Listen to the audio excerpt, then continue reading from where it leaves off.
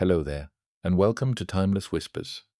Tonight, we travel through one of the most remarkable stories ever told, the story of human invention. This is the tale of how sparks grew into engines, how marks pressed into clay became libraries, and how daring ideas became tools that reshaped the world entire. Every object around you carries a hidden past. The light overhead, the road outside, the device resting in your hand. All of them trace their roots back to moments of quiet courage. Across thousands of years, people have looked at stone, metal, wind, and electricity and asked a simple question. What if this could do more? From the first tamed flame to the rise of networks that circle the globe, invention has stretched the edges of what it means to be human. It has lengthened lives, shrunk the distance between continents, and joined minds that would never otherwise have met. If these gentle journeys bring you comfort, I invite you to like, subscribe, or leave a thought below. It helps others find their way here, one sleepy soul at a time. But for now, let your breathing slow. Let your shoulders soften and your jaw release. Settle in as we wander through centuries of discovery and wonder. Let's begin. The wheel turned heavy loads into rolling motion and rewrote human travel. Before it existed, moving stone or harvest usually meant dragging weight across the ground, grinding friction into every step. A round, rolling surface solved that problem and replaced it with a smooth, turning rhythm. Early wheels likely grew from simple rollers and wooden sledges, then gradually became carts capable of carrying far more than any person could. Once wheels paired with axles, transport gained stability and reach, and trade routes stretched outward like slow-growing vines. Potters discovered rotation too, using it to shape clay more quickly and produce more vessels for storage and cooking. Over time, that same turning idea found its way into gears, pulleys, and crankshafts that multiplied human effort many times over. Roads, wagons, mills, and machines all borrow from that original geometry. A circle is quiet in shape, yet it has always been capable of pulling civilization forward. Writing let knowledge outlive a voice and made history rememberable. Spoken words vanish the moment the air stops moving, but marks can wait for centuries without fading. The earliest writing systems grew from practical needs, counting grain, tracking taxes, recording debts, and marking ownership. Cuneiform pressed into clay and ink drawn across papyrus turned memory into an object you could hold, store, and return to. Once language could be fixed in place, laws became consistent and agreements became harder to deny. Writing also made stories portable, so a myth could travel far beyond the storyteller who first gave it voice.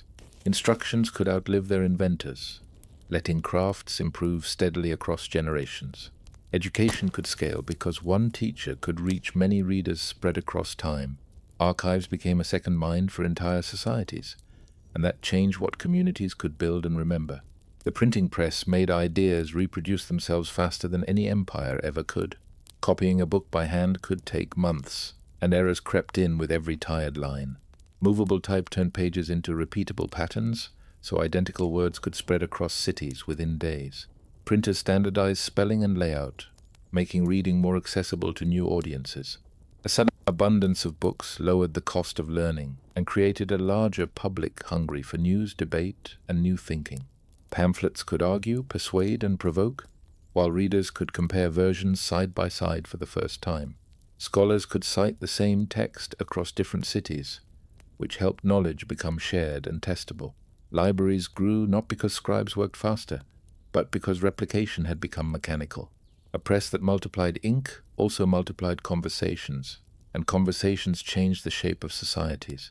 The steam engine turned heat into movement and launched the Industrial Revolution. Coal fires had long provided warmth and cooked food, but steam power made heat do mechanical work.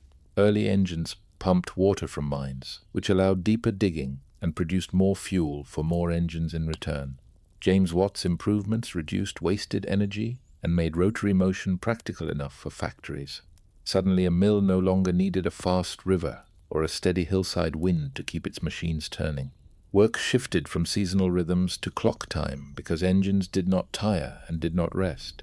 Cities expanded around manufacturing, and railways later followed the logic of reliable power wherever it could run. Steam transformed ships too, allowing vessels to move without waiting for favorable winds. This invention was not simply a machine. It was a new relationship with energy itself, where burning fuel could be translated into motion on command. Electricity became usable power on demand and lit the night like daytime. Lightning had always been visible overhead, but harnessing electric charge required patient experiments and careful thinking. Discoveries about currents and circuits turned that strange, fearful force into something predictable and controllable. Generators could convert motion into electrical flow, and wires carried that flow across long distances. Motors then reversed the process, turning flow back into motion for tools and machines. The result was a flexible energy that could drive a fan, heat a coil, or carry a message across a city. Cities began to glow after sunset, which changed work, safety, and the rhythm of social life. Factories gained cleaner power inside their walls, and homes gained new comforts alongside new responsibilities. Electricity also created new sciences, because measuring charge revealed patterns hidden deep inside matter. A once fearful spark became a controllable resource, and the modern world switched on. The transistor put switching power into silicon and made modern computers possible. Vacuum tubes could amplify signals, but they were fragile, hot, and prone to sudden failure. At Bell Labs, the transistor replaced glass and heated filaments with solid materials that behaved more reliably under pressure. It could act as a tiny gate, turning currents on and off to represent information with precision. That simple switching ability could scale, because smaller parts could be packed together without melting one another. Radios became portable, calculators became pocket-sized, and computers began shrinking from rooms to desks to palms. Each reduction in size lowered cost and widened access, inviting more people to build new uses. Transistors also improved communications because cleaner amplification meant better signals over longer distances. Eventually, millions of them could be etched onto a single chip, making complex logic routine and cheap. A nearly invisible component became the heartbeat of the digital age. The internet connected billions of minds and reshaped commerce and culture alike. Its roots lie in a problem of resilience: how to keep communication working even when parts of the network fail. Packet switching broke messages into separate pieces, so information could travel many routes and still arrive whole. Early networks linked universities and laboratories, where sharing data mattered as much as sharing equipment. Standards like TCP and IP allowed different systems to speak a common language, and that made growth explosive. Email became a daily habit. Then the web made browsing feel natural and visual and endlessly alive. Businesses discovered global storefronts, and communities formed around shared interests rather than shared geography. News accelerated for better and for worse, and new challenges emerged around privacy and the spread of misinformation. The internet also became a library of tutorials, maps, and research that anyone with a connection could reach at any hour. A network built for resilience became a new layer of society, one that never sleeps. Gunpowder shifted power from castles to cannons and altered the nature of warfare forever. This mixture of charcoal, sulfur, and saltpeter began as an experiment, then became a force that could shatter stone. In China, early uses included fireworks and rockets that revealed how trapped energy could erupt into sudden motion. As the formula traveled westward, it reshaped battlefields by rewarding engineers and architects as much as knights and sword fighters. Cannons could batter walls that once seemed permanent, so fortresses had to change their shape or fall. Firearms reduced the advantage of a lifetime of sword training, since a new recruit could learn to shoot in weeks. States invested in foundries, supply chains, and standardized weapons, which concentrated power in fewer, larger hands. Gunpowder also transformed navies, because ships carried guns that decided trade routes and the edges of empires. A single chemical reaction redrew maps, one thunderous burst at a time. The smartphone placed a global toolbox inside a pocket and quietly reshaped daily life. It blended earlier inventions into a single object: a phone, a camera, a computer, and a navigator all at once. Touch screens turned fingers into input devices, making complex tasks feel direct and almost effortless. Sensors could detect movement, light, and orientation, allowing apps to respond like living instruments in the hand. High-quality cameras made photography constant and transformed how events are recorded and remembered. Messaging and video calls made distance feel smaller and reshaped friendships and families across continents. Entire industries shifted from taxis to banking because services moved into glowing screens. That same convenience demanded attention, since notifications could target the mind all day long. In many parts of the world, a smartphone became the first personal computer someone ever owned. It is an invention that travels with you and quietly reshapes how you understand time, place, and other people. Controlled fire made cooked food easier to digest and may have fueled the growth of bigger human brains. When early humans learned to keep flames alive, they gained more than warmth and light. Cooking breaks down tough fibers and changes proteins, which means the same meal can deliver more usable energy with less effort spent chewing. That advantage matters greatly in a body that spends a large share of its calories running a complex brain. Fire also made unfamiliar foods safer, because heat kills many parasites and reduces natural toxins that might otherwise cause harm. Nighttime changed too. A hearth extended waking hours and created a reliable gathering place for teaching, planning, and storytelling. Predators kept their distance and camps became easier to defend. Fire hardened wooden spear points and later allowed clay and metals to be shaped and transformed. In a sense, a controlled blaze was the first tool capable of reshaping other tools, using heat as a kind of invisible hammer. Stone tools extended human hands and made survival more reliable. A sharp edge is simple, but it can unlock an entire way of living. Shaped stone can slice hides for shelter, cut meat cleanly from bone, and shape wood into handles, traps, and frames. With dependable blades, food processing becomes faster, which frees time for travel, exploration, and learning. Different tasks inspired different forms. Scrapers for hides, points for piercing, hand axes for chopping and slicing together. Some stones traveled great distances from their original sources, hinting at early trade or long seasonal migrations. Tool making also required planning, because a well-made flake begins with choosing the right stone and striking it at exactly the right angle. In the hands of a skilled maker, a stone becomes an idea made solid. Over generations, those ideas accumulated, and quiet reliability became a form of power. The needle and thread turned hides into fitted clothing and made survival in cold climates possible. A loose wrap can keep you warm, but stitched seams can keep you alive. With a needle, people could pierce tough materials and pull fiber through in a controlled line, making tailored clothing with sleeves, hoods, and snug joints that trap heat effectively. It allowed layered garments, boots that stayed firmly on, and mittens that protected fingers needed for tool making.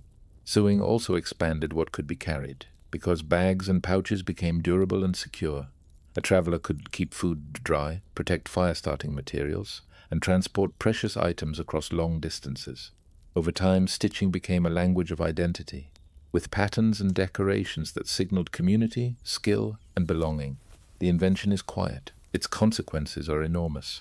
It helped humans settle higher latitudes, survive harsher seasons, and make homes in places where winter once ruled completely. The bow and arrow made distance a weapon and transformed the nature of hunting. Before this technology, hunters often had to get dangerously close to animals that could kick, gore, or outrun them entirely. A bent stave storing energy changed those odds. Draw the string back, and the wood holds potential like a coiled spring. Release it, and that stored force becomes speed, driving a light shaft far beyond the reach of any arm. This meant hunters could work in teams with new and distinct roles: trackers, drivers, and skilled archers working in quiet coordination. Smaller game became more attainable too, which diversified diets and reduced dependence on dangerous close encounters. Bows encouraged careful craft, because success depends on balanced wood, strong cordage, and straight arrows with stable fletching at the tail. Practice mattered, and so did patience. In a single moment, a hunter could reach across space and choose the exact instant to act. Distance became strategy, not merely separation. Pottery let people store grain and water and made settled communities more durable. Clay seems ordinary until it meets heat. Shape a vessel, dry it, fire it, and you gain a container that resists rot, pests, and changing weather. That changed the meaning of a harvest entirely. Grain could be stored safely through lean months, and water could be carried farther from a river or spring. With storage came planning, and with planning came settlement. Families could stay near their fields, build sturdier homes, and grow gradually into villages. Pots also transformed cooking, because boiling and simmering became practical, making more foods edible and more flavors possible. Some vessels were sealed for fermentation, which created new staple foods and safer drinks. Pottery shards are nearly indestructible, so they survive as time capsules for archaeologists. preserving fingerprints, food stains, and painted symbols from lives long gone. A fired pot is a humble object with a bold implication. It says, "Tomorrow matters, and we are already preparing for it." Irrigation turned dry land into fields and multiplied food supplies across ancient landscapes. Rain is generous, but it is also unpredictable. When communities learned to guide water with intention, they gained a new kind of control over survival. Canals, ditches, and gates could bring river water onto thirsty soil, then move it onward before it stagnated or caused damage. That made harvests steadier, which supported larger populations and more specialized kinds of work. Engineers had to study slopes and seasons carefully, because too little water fails the crop and too much invites salt buildup or flooding ruin. Irrigation also demanded cooperation. Channels required maintenance, and schedules decided who watered when and how much. That coordination helped give shape to laws, leadership, and written records. In some regions, the same networks reduced flooding by directing excess flow into managed paths. Over time, irrigated landscapes became human-made ecosystems, with fields, reeds, fish, and birds all responding to water under human control. A redirected stream can feed an entire civilization, one carefully measured flow at a time. The plow cut soil efficiently and made large-scale farming genuinely practical. Planting with a digging stick works, but it ties harvest to muscle and small plots of ground. A plow changes the whole relationship with the earth. By slicing and turning soil, it buries weeds, opens space for roots, and creates rows that can be planted and tended with much greater speed. When animals began pulling plows, a single farmer could work far more land than ever before. That surplus supported growing towns, busy markets, and craftspeople who no longer needed to farm at all. The plow also reshaped landscapes because fields expanded and forests retreated in their wake. In heavy soils, improved designs mattered greatly, since a better mold board could turn earth cleanly instead of simply dragging through it. Farming became less about constant struggle and more about planning rotations, managing the land, and reading the seasons. This tool is not only about food, it is about scale, and scale changes everything a society can afford to imagine and build. The sail harnessed wind power and opened oceans to trade and exploration. A paddle depends on strength and endurance, but wind can push a vessel for days without tiring. When sails became reliable, boats became true vehicles rather than floating platforms. Mariners could follow coastlines farther, then begin crossing open water with cargo, animals, and people aboard. Trade widened. Stone, timber, metals, dyes, and spices could move between distant regions, along with stories and technologies that crossed with them. Sailing demanded new skills. Crews read clouds, currents, and seasonal patterns, learning how different sail shapes behave in different winds. Tacking made it possible to travel against the wind by zigzagging through it, turning a seeming limitation into a practiced technique. Ports grew into meeting places where languages mixed and goods changed hands freely.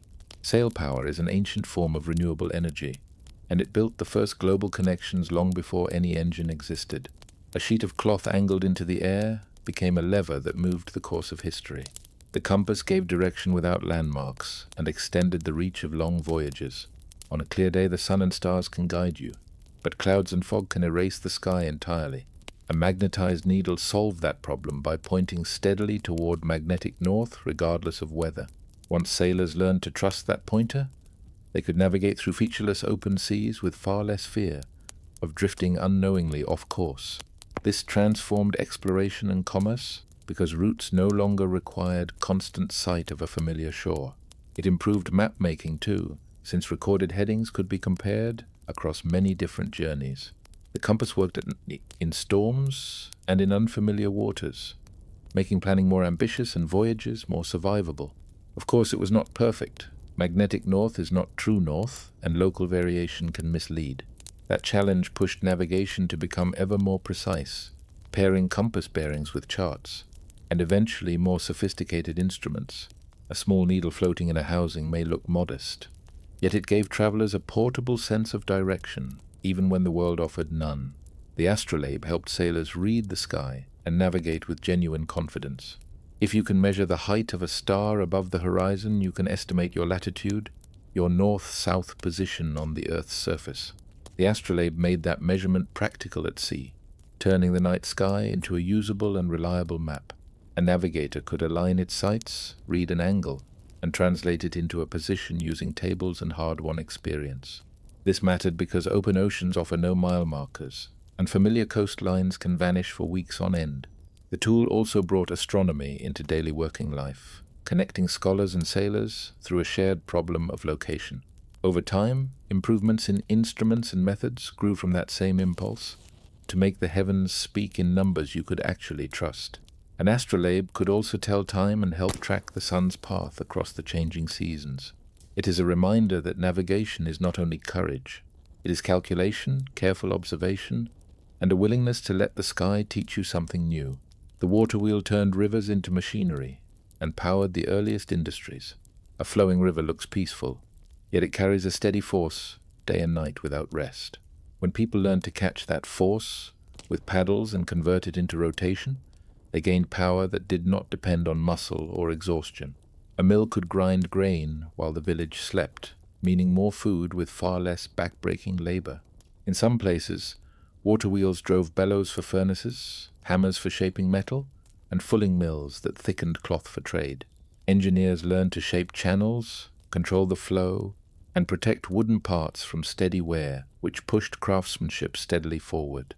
Water power also encouraged new kinds of settlement, because workshops gathered wherever streams could be trusted to run reliably. It is easy to forget how radical that once was.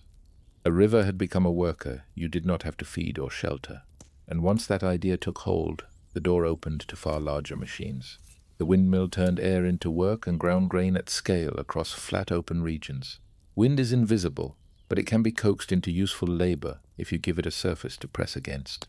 A windmill's broad sails converted that restless motion into predictable rotation, and the rotation could drive millstones, pumps, and simple machines of many kinds.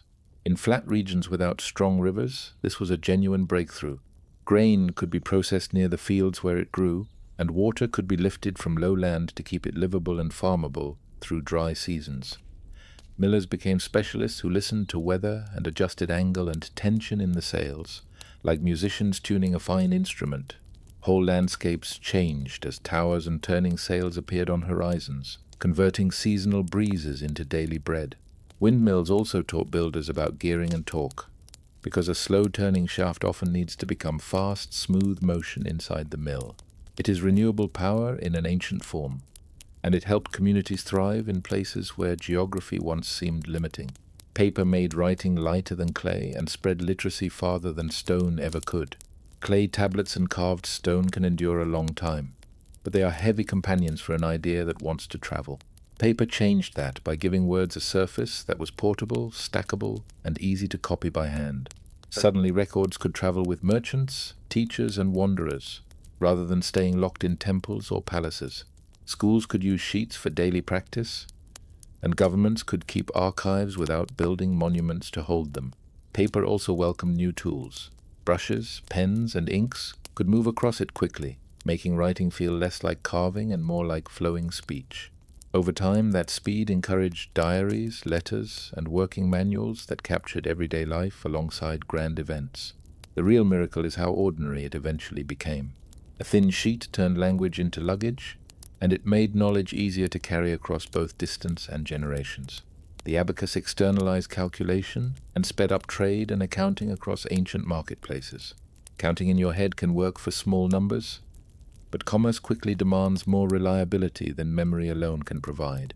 The abacus gave people a physical way to hold quantities outside the mind, beads standing in for value and place, each one waiting patiently for the next step.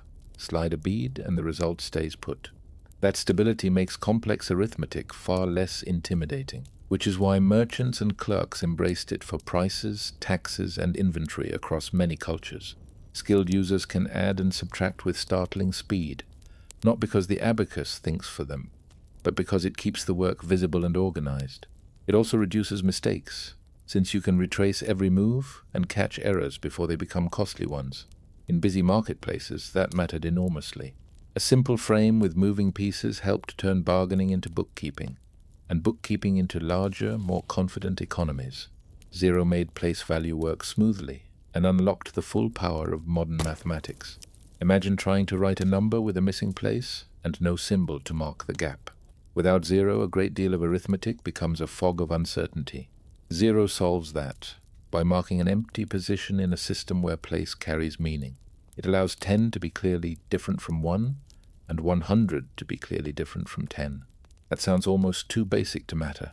Yet it is the foundation beneath everyday calculation, from measuring land to tracking debts to building bridges. Zero also invites a deeper idea. It treats nothing as something you can name, write down, and use. That leap made algebra cleaner, and it made later concepts like negative numbers and coordinate systems far easier to build and understand. Once you can represent absence precisely, you can construct rules around it. A small circle on a page became a tool for clarity, and clarity is often what turns curiosity into discovery. Hindu-Arabic numerals made arithmetic efficient and replaced clumsy older number systems across the world. Some ancient counting systems look impressive, but they can make multiplication feel like wrestling with something that does not want to be solved. Hindu-Arabic numerals, with their compact digits and place value structure, turned calculation into a repeatable craft that ordinary people could learn without years of specialist training. You could write large quantities without running out of symbols, and you could apply standard methods to add, subtract, multiply, and divide directly on the page. That mattered for merchants balancing accounts, for builders estimating materials, and for astronomers working with long cycles of time. As these numerals spread through scholarship and trade routes, they created a shared numerical language across distant regions. That shared language made knowledge easier to exchange because a result written in one city could be understood in another without translation. Over time, the numerals became so familiar we stopped noticing the invention. Yet every receipt, schedule, and calculation we make still rides on that elegant set of symbols. Mechanical clocks made time measurable and gradually changed the way people worked and worshipped. Before reliable clocks, time was often read from shadows, bells, and the feeling of the day as it moved. Mechanical timekeeping introduced a different kind of precision, using gears and controlled motion to divide hours consistently and repeatably. That consistency allowed communities to coordinate more tightly. Markets could open at agreed moments, meetings could begin on schedule, and long journeys could be planned with clearer expectations in mind. In monasteries and churches, regular hours shaped prayers and daily routines, and those rhythms rippled out through the towns that gathered around them. Over time, public clocks on towers turned time into a shared reference, a common language spoken in chimes audible to everyone. Precision bred new ambitions too. Navigators and scientists needed accurate timing to compare distant observations, and clockmakers kept improving to meet that growing demand. A clock does not only tell you what hour it is, it quietly teaches a whole society to think in measured intervals, and that changes how people value a single day. Eyeglasses extended human sight and kept craftspeople skilled for longer than nature might otherwise allow. As people age, close work often becomes difficult, and that can end a career built on years of careful detail. Eyeglasses offered a simple rescue, shaped lenses bending light so it focuses properly again, bringing letters and fine edges back into clarity. That meant scribes could keep reading, seamstresses could keep stitching, and artisans could keep carving and engraving long into their later years. The impact is easy to underestimate. Experience is precious, but without clear vision, experience cannot always be used. Glasses helped accumulated knowledge stay in the hands that had earned it, rather than being lost too early. They also made study more accessible, because learners could read longer without the strain that had once forced them to stop. Over time, the craft of lens grinding improved, and that improvement fed into other instruments that depend on precise optics. A pair of lenses may look modest, but it protects a lifetime of skill and stretches human capability across more years. The microscope revealed hidden life and quietly launched modern biology. For most of human history, the smallest world was a mystery that people could only imagine or guess at. The microscope changed that by magnifying details until invisible structures became visible landscapes. Suddenly, a drop of pond water was crowded with moving forms, and a scraping from teeth revealed a busy community of tiny organisms. This discovery did more than astonish.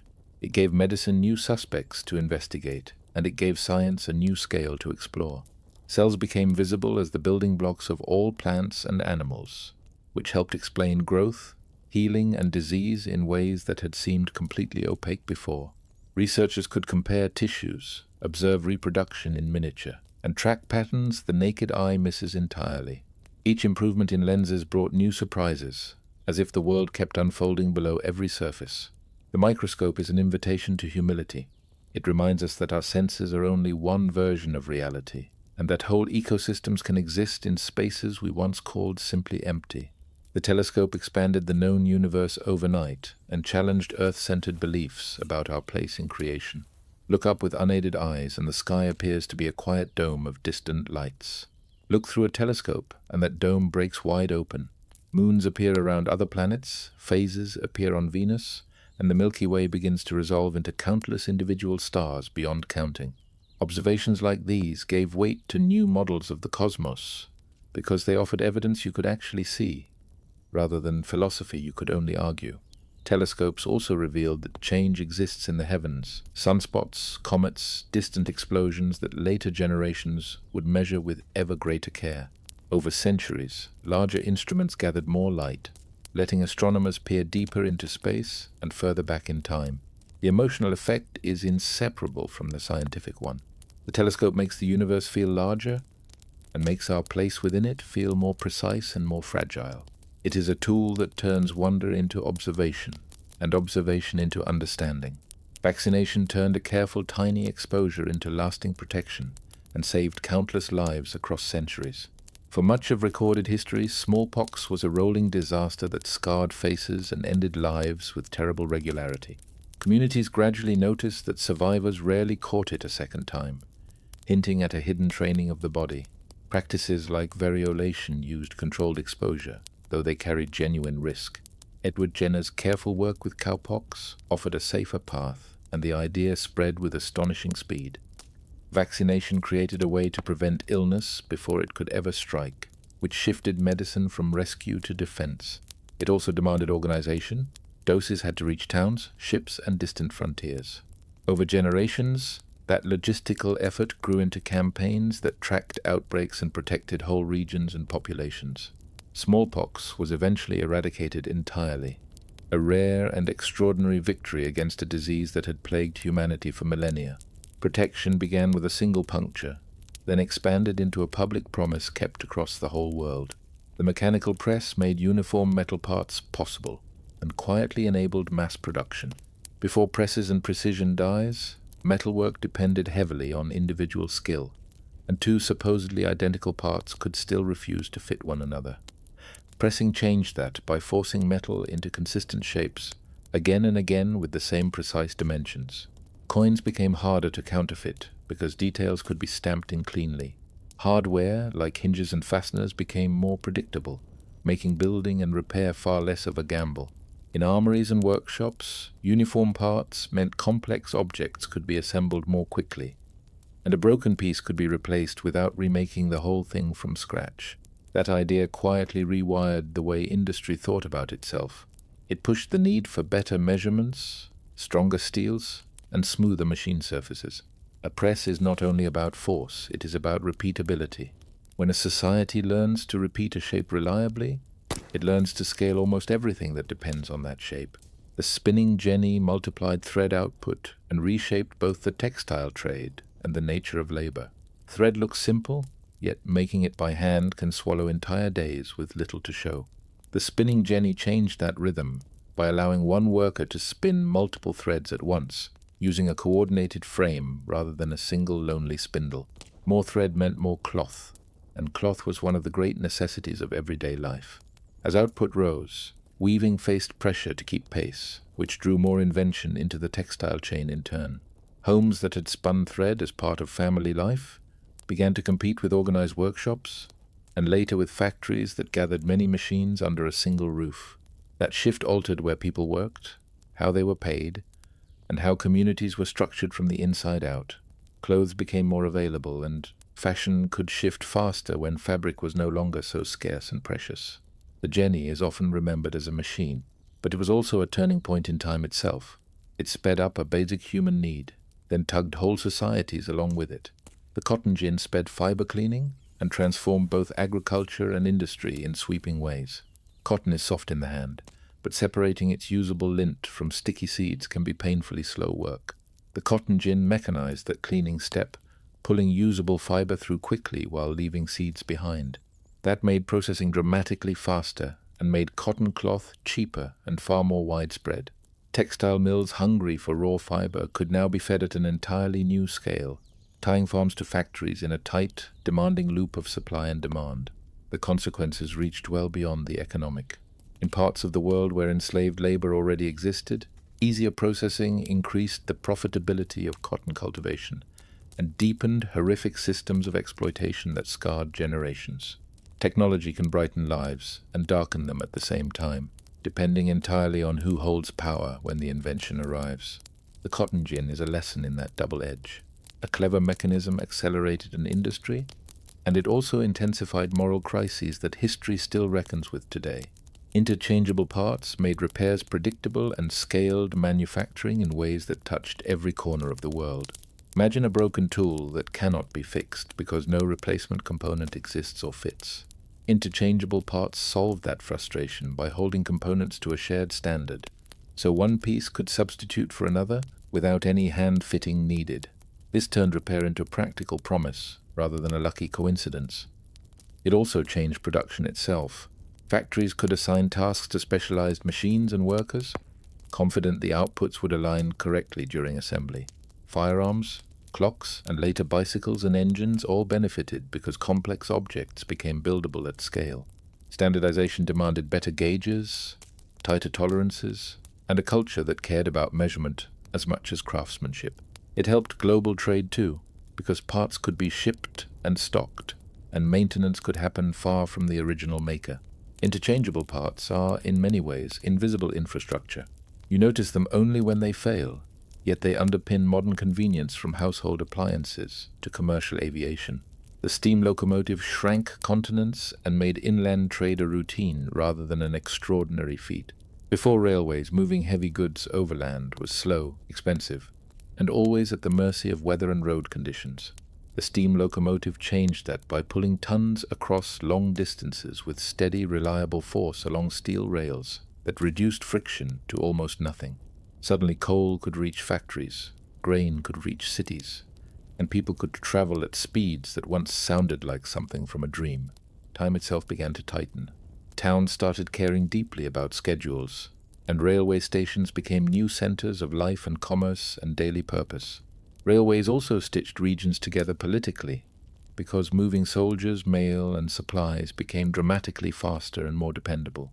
The sound of a train approaching was more than noise. It was an announcement that distance was losing its ancient authority. Landscapes changed as bridges, tunnels, and cuttings carved new corridors through hills and valleys.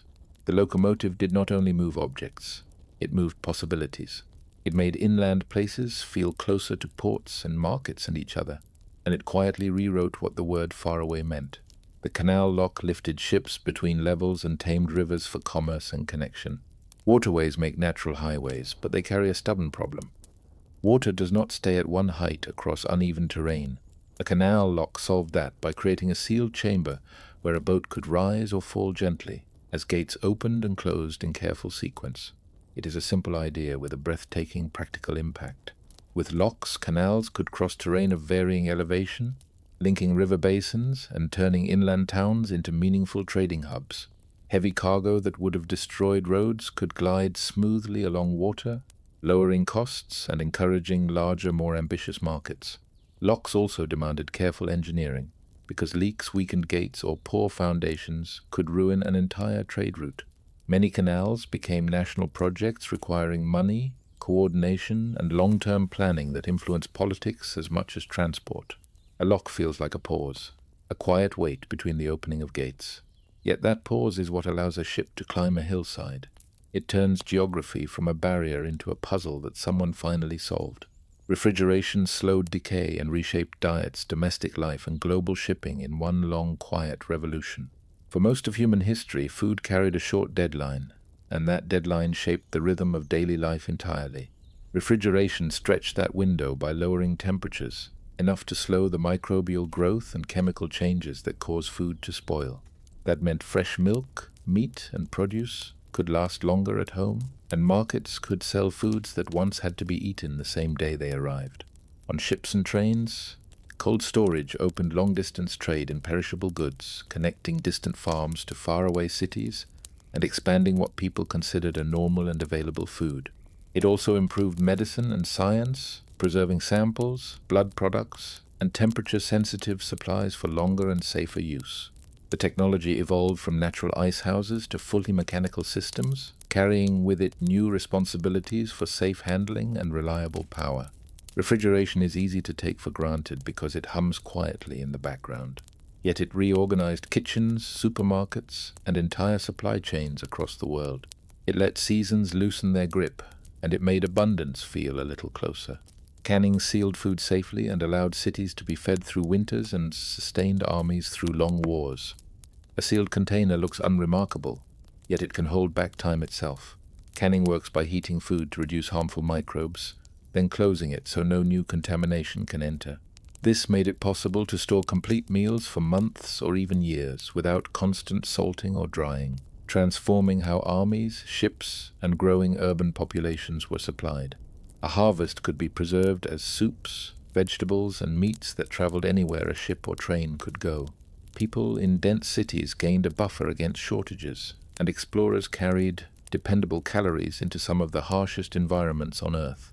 Canning also encouraged new industries, from tin plate production to labeling and standard weights, because trust in preserved food depends entirely on consistency. It changed home cooking too, as pantries became more strategic, and households prepared against storms, illness, or hard economic seasons.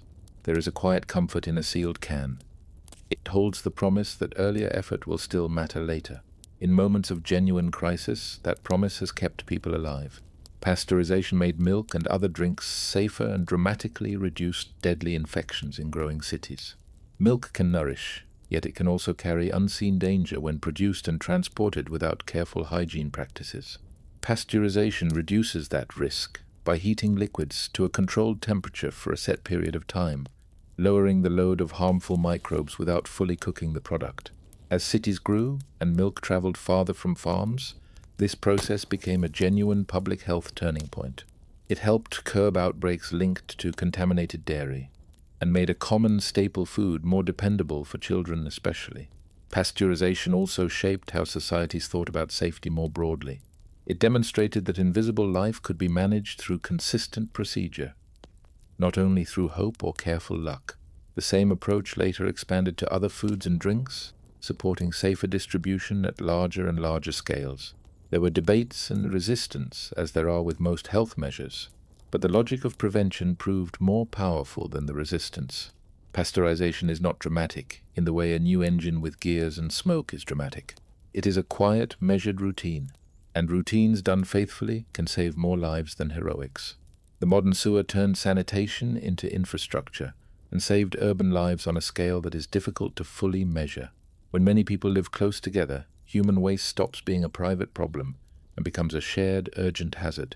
Modern sewer systems address that by moving wastewater away from homes through networks of underground pipes, then treating it rather than letting it seep into streets and drinking sources. This sharply reduced the spread of waterborne diseases and made dense cities far more survivable for their populations. Sewers also changed dignity and daily comfort, because households gained cleaner surroundings and more reliable hygiene as a matter of course.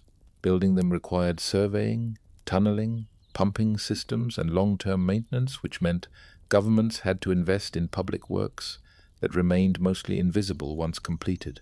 That invisibility is part of the triumph.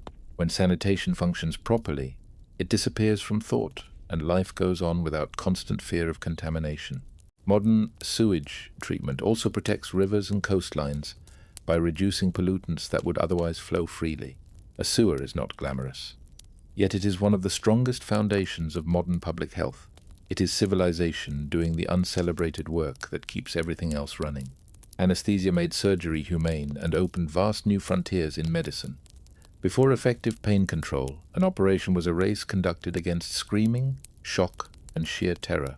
Surgeons had to move quickly not because speed was elegant, but because the human body could only endure so much agony before it gave up entirely. When anesthesia arrived, the entire mood of the operating room changed. Patients could be kept still, and breathing could be watched carefully. and deliberate, patient steps became possible for the first time.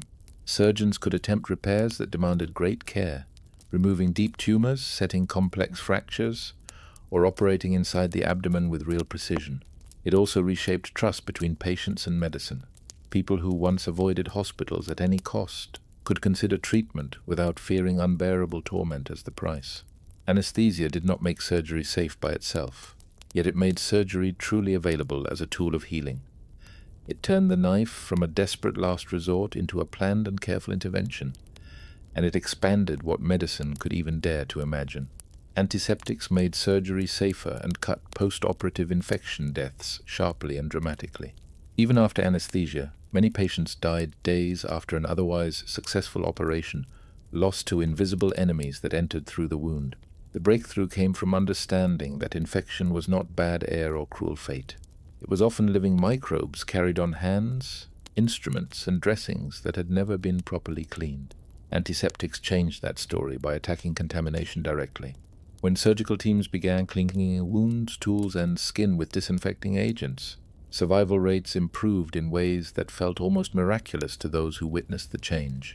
Operating rooms evolved from ordinary rooms into carefully controlled environments, and surgeons learned that cleanliness itself was a life-saving skill practiced every single time.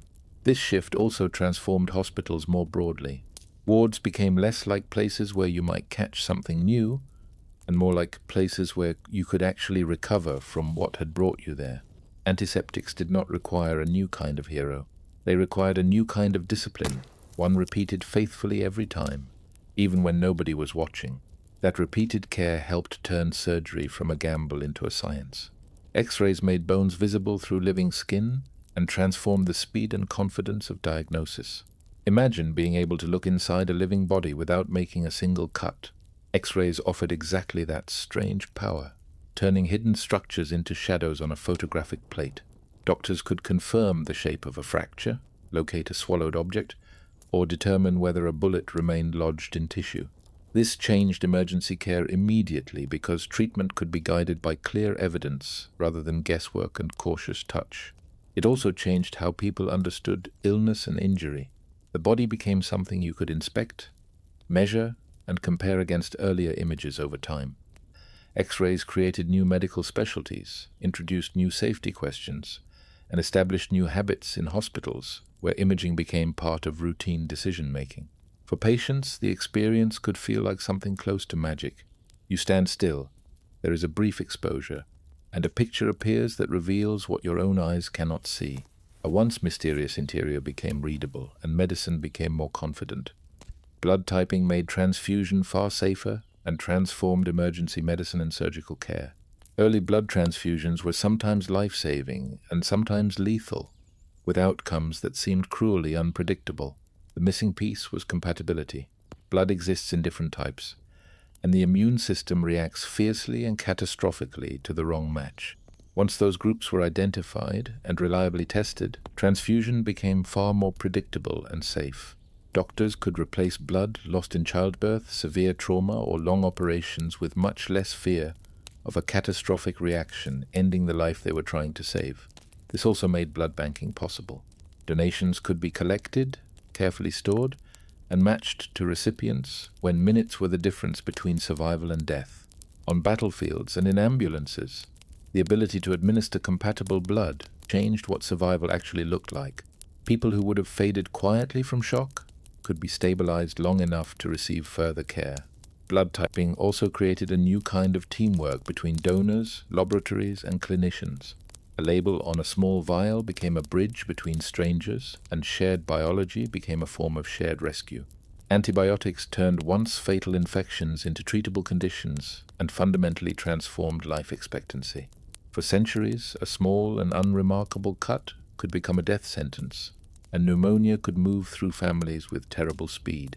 Antibiotics changed that entirely by targeting bacteria directly, stopping them from growing or killing them outright with a course of medicine. Infections that had once filled graveyards could suddenly be treated and cleared. Surgery became safer because post-operative infections could often be controlled before they spread. Childbirth became less deadly when dangerous bacterial complications were no longer unstoppable. Antibiotics also reshaped daily life in quieter ways, allowing people to survive illnesses that would have left children orphaned and communities depleted within a single generation. Yet the story carries a serious warning. Overuse encourages resistant strains, and this profound gift can be weakened by carelessness over time. Antibiotics are not a magic shield without limits.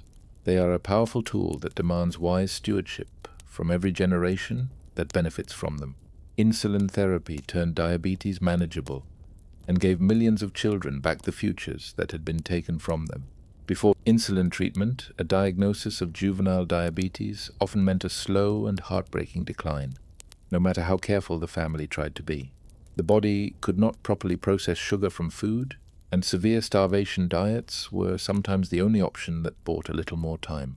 Insulin changed that grim horizon entirely.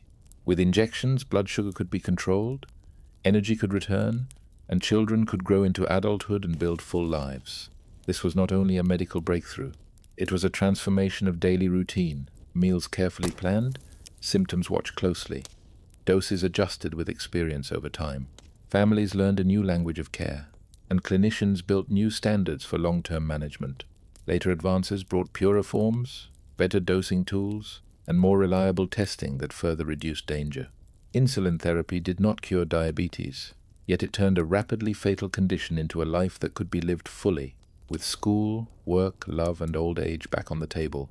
Oral rehydration therapy saved children from dehydration, using a solution of remarkable and humble simplicity. Diarrheal diseases can kill quickly, not always through infection alone, but through the rapid loss of water and vital electrolytes the body cannot function without. The astonishing part is that the rescue can be simple. A precise mixture of clean water, salt, and sugar helps the intestine absorb fluid again, even while illness continues, turning a dangerous downward spiral into a manageable situation. The body can keep functioning until recovery comes. Oral rehydration therapy does not require advanced machines or specialized hospitals. It can be delivered in rural clinics, disaster zones, and ordinary homes, wherever caregivers can mix and measure and give a sick child something to drink. That practicality is precisely why it has saved so many young lives around the world. It also taught public health a powerful and enduring lesson. Sometimes the most important invention is not complex. It is a method that works under pressure, in heat, in poverty, and in chaos. A humble solution became one of medicine's most extraordinary victories. The hypodermic syringe delivered drugs precisely and changed the speed and accuracy of treatment.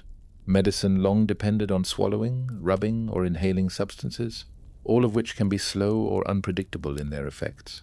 The hypodermic syringe created a direct route into the body, delivering a measured dose exactly where it was needed, and doing so quickly. Pain relief could be nearly immediate. Vaccines and life-saving drugs could be administered in controlled quantities. In emergencies, a syringe could mean the difference between a spiraling crisis and a stabilized patient with a chance at recovery. It also changed medical research, because doctors could test effects with clearer timing and more precise dosage than ever before. Yet this invention demanded responsibility in return. Sterility became absolutely essential, and reuse of a needle could spread disease if handled without care. That challenge pushed improvements in sanitation, training, and eventually disposable equipment used once and discarded safely. The syringe is small and can feel intimidating to those who receive it. Yet its precision is its power. It made medicine more exact, more rapid, and more capable of acting in the narrow windows where life turns. The stethoscope amplified the sounds inside the body and fundamentally improved diagnosis at the bedside. Before modern imaging, a doctor relied heavily on what could be seen, what could be felt, and what a patient could describe in words. The stethoscope added an entirely new sense to that encounter. It brought the hidden music of the body to the attentive ear. Heart murmurs, lung crackles, and the subtle changing rhythms of breathing through the night. That changed diagnosis because patterns in sound can point toward fluid in the lungs, narrowing airways, or valve problems long before they become obvious in other ways. It also changed the doctor-patient encounter itself, turning listening into a focused and personal ritual, quiet, attentive, and deeply human. Over time, students learned to recognize distinct sounds, like learning a language, building skill through practice and careful comparison with more experienced ears. The stethoscope also encouraged a more systematic approach to examination, which helped medicine become more consistent across many different practitioners. Even in an age of scanners and digital screens, that simple instrument remains a powerful symbol of care. The thermometer made fever measurable and turned the invisible battle of illness into something numbers could describe. Fever used to be judged by touch, by flushed cheeks, or by a general and unreliable sense that someone simply felt hot. The thermometer changed that into precise measurement. A single reading could show whether temperature was rising, falling, or stubbornly elevated.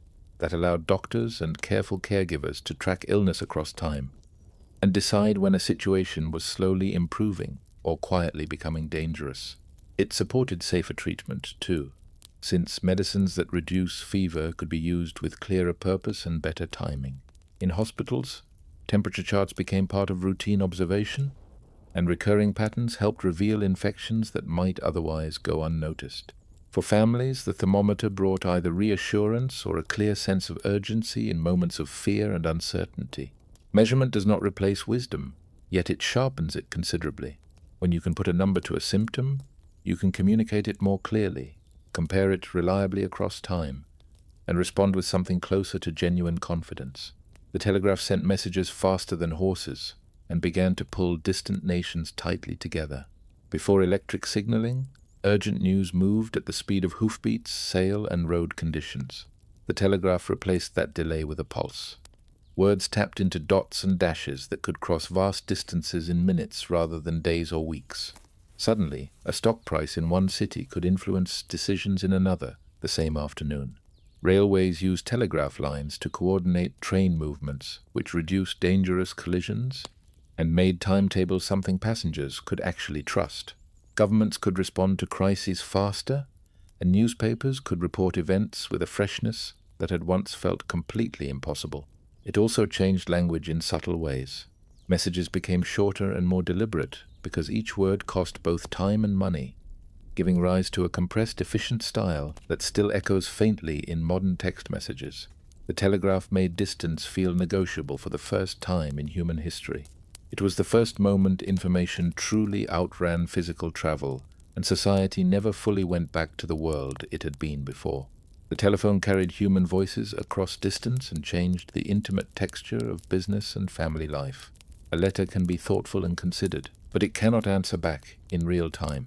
The telephone made conversation immediate, turning voices from far away into something that felt close and genuinely alive. Businesses could negotiate directly, confirm orders quickly, and solve problems without waiting days for a reply to arrive. Families could share news in the moment, which changed how separation felt during long travel, migration, or the anxious distance of war. The sound itself carried weight and meaning. Tone, hesitation, laughter, and emotion could travel the wire, restoring the human layer that written words so often lose in transit. Telephone networks also demanded new systems. Switchboards, operators, and eventually automated exchanges that routed calls at remarkable scale across cities and countries. Over time, the phone reshaped etiquette, privacy, and even how homes and offices were designed to accommodate ringing connections. A voice traveling through a line is more than a convenience. It is presence, delivered at a distance. Radio broadcast sound to vast audiences at once and created a new kind of shared cultural moment. Radio turned the open air into a stage where a single voice could reach millions simultaneously, even in places without newspapers or electric light at every home.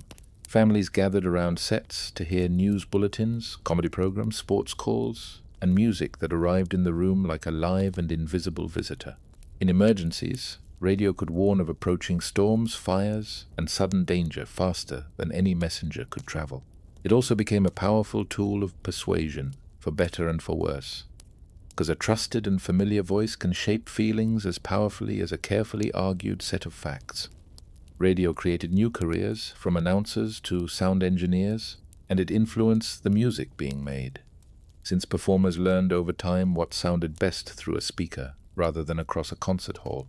But the most striking effect was something harder to quantify.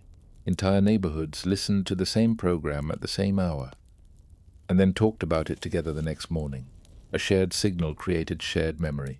Television merged sound and image and remade both politics and entertainment in one extraordinary development.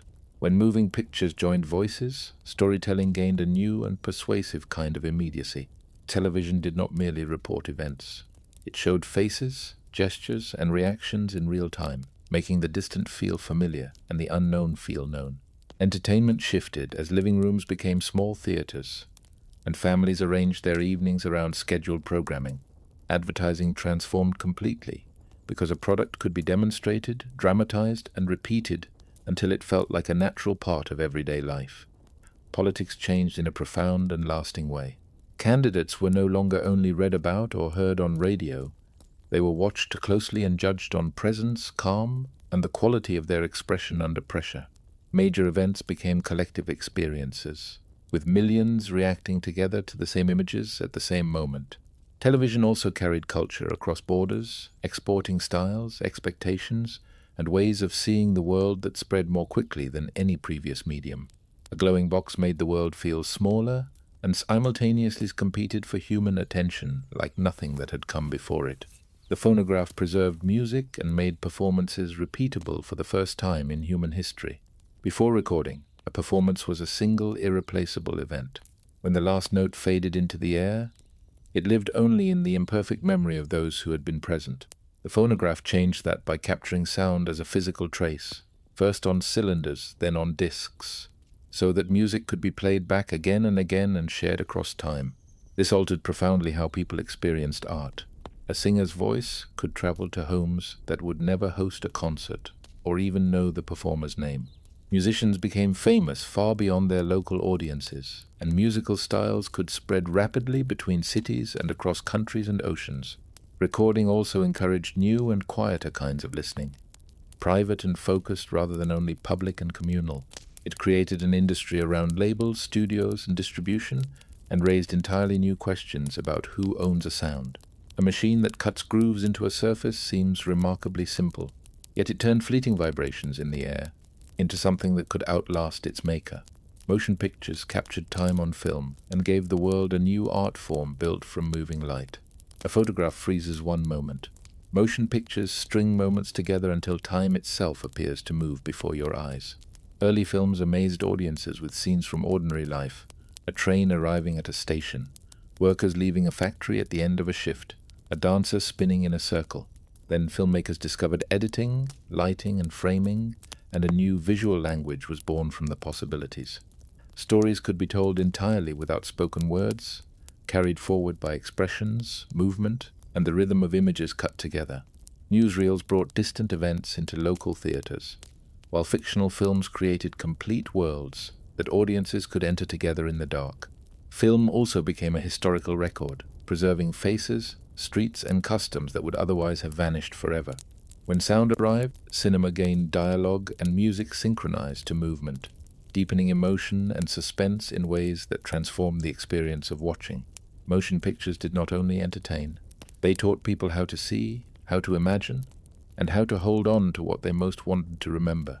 The camera turned gathered light into preserved memory and changed the nature of both evidence and storytelling.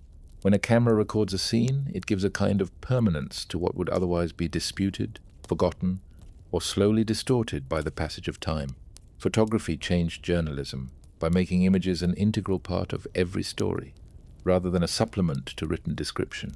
It changed science by documenting specimens, distant skies, and complex experiments with a precision that even the most careful drawing could miss. It changed family life too, turning milestones into albums that could be shared, revisited, and carried across generations. The camera also reshaped justice and accountability, since images could support claims, challenge powerful lies, and reveal conditions that those with authority preferred to keep hidden. Yet it introduced new questions, because framing can mislead, and later manipulation can distort even the most apparently clear evidence. Even so, the basic act remains genuinely astonishing. A lens gathers light, focuses it, and fixes it onto a surface so that a moment can be revisited. Cameras taught society to value documentation, and they expanded storytelling far beyond the limits of words. The typewriter sped writing and quietly reshaped offices and the world of publishing. Handwriting is personal and expressive, but it varies considerably. and it can be difficult to read quickly under pressure. The typewriter replaced individual script with uniform letters, making documents clearer, more professional, and far easier for others to read. It also increased the speed of output. A skilled typist could produce many pages quickly, with consistent spacing that made copying and filing manageable. Businesses adopted typed forms, contracts, and reports, and office work expanded substantially as a result. Publishing changed too, because manuscripts became more legible, easier to edit, and faster to send between writers and editors. The typewriter influenced writing style in subtle ways, encouraging shorter sentences and cleaner structure that suited the machine's steady rhythm. It also opened new employment paths, especially for women, as typing became a valued and respected skill in growing bureaucracies and commercial offices. The sound mattered in ways people rarely mention. The clack of keys became the heartbeat of modern administration. A mechanical keyboard may seem humble, yet it helped build the paper systems that ran industries, governments, and media for generations.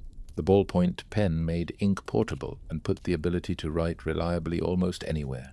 Ink once came with complications, spills, blotting, and pens that demanded constant and fussy care. The ballpoint pen simplified writing into a ready tool that could travel in a pocket without leaking or drying out. Its tiny rolling ball delivers ink in a thin, controlled line, making quick notes possible on trains, in classrooms, on building sites, and in fields. That portability changed habits in ways that are easy to overlook. People could sign forms on the spot, label objects immediately, and capture a thought before it disappeared entirely. Businesses benefited from faster and more legible paperwork, and schools gained an everyday writing instrument that required no bottles of ink to be mixed and managed. Ballpoints also pushed manufacturing toward greater precision, since a reliable tip depends on very tight tolerances and smooth rolling motion. Over time, the pen became nearly invisible because it is simply everywhere. Yet its impact remains real and considerable. A world that can write anywhere, can organize faster, remember more, and communicate with fewer barriers standing in the way. Sometimes quiet convenience is itself a revolution. The postal system made trust travel across distances and connected communities that would otherwise have remained strangers to one another. A letter is more than paper and ink.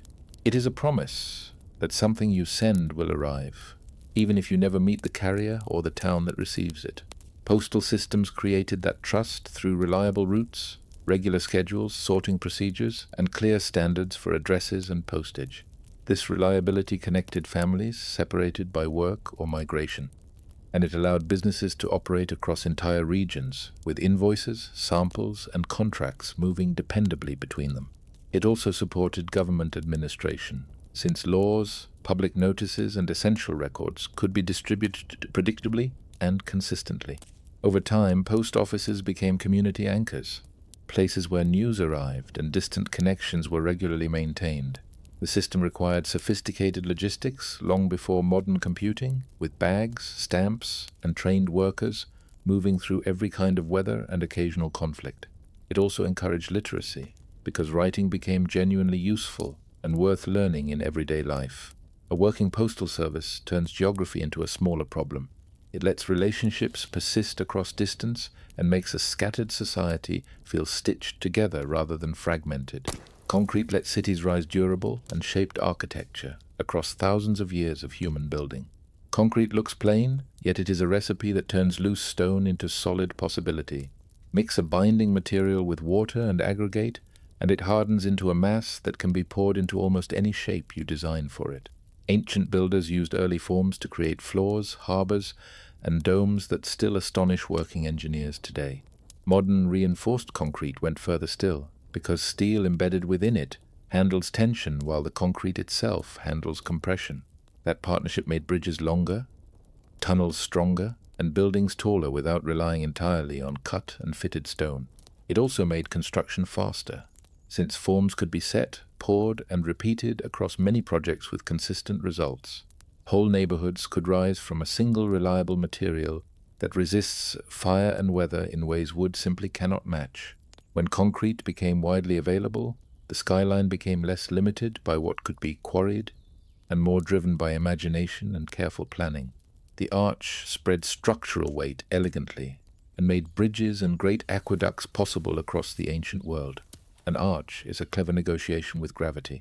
Instead of fighting straight down force with a flat beam that must carry all of it, an arch redirects that weight into compression along a curve, then pushes it safely into supports at the two sides.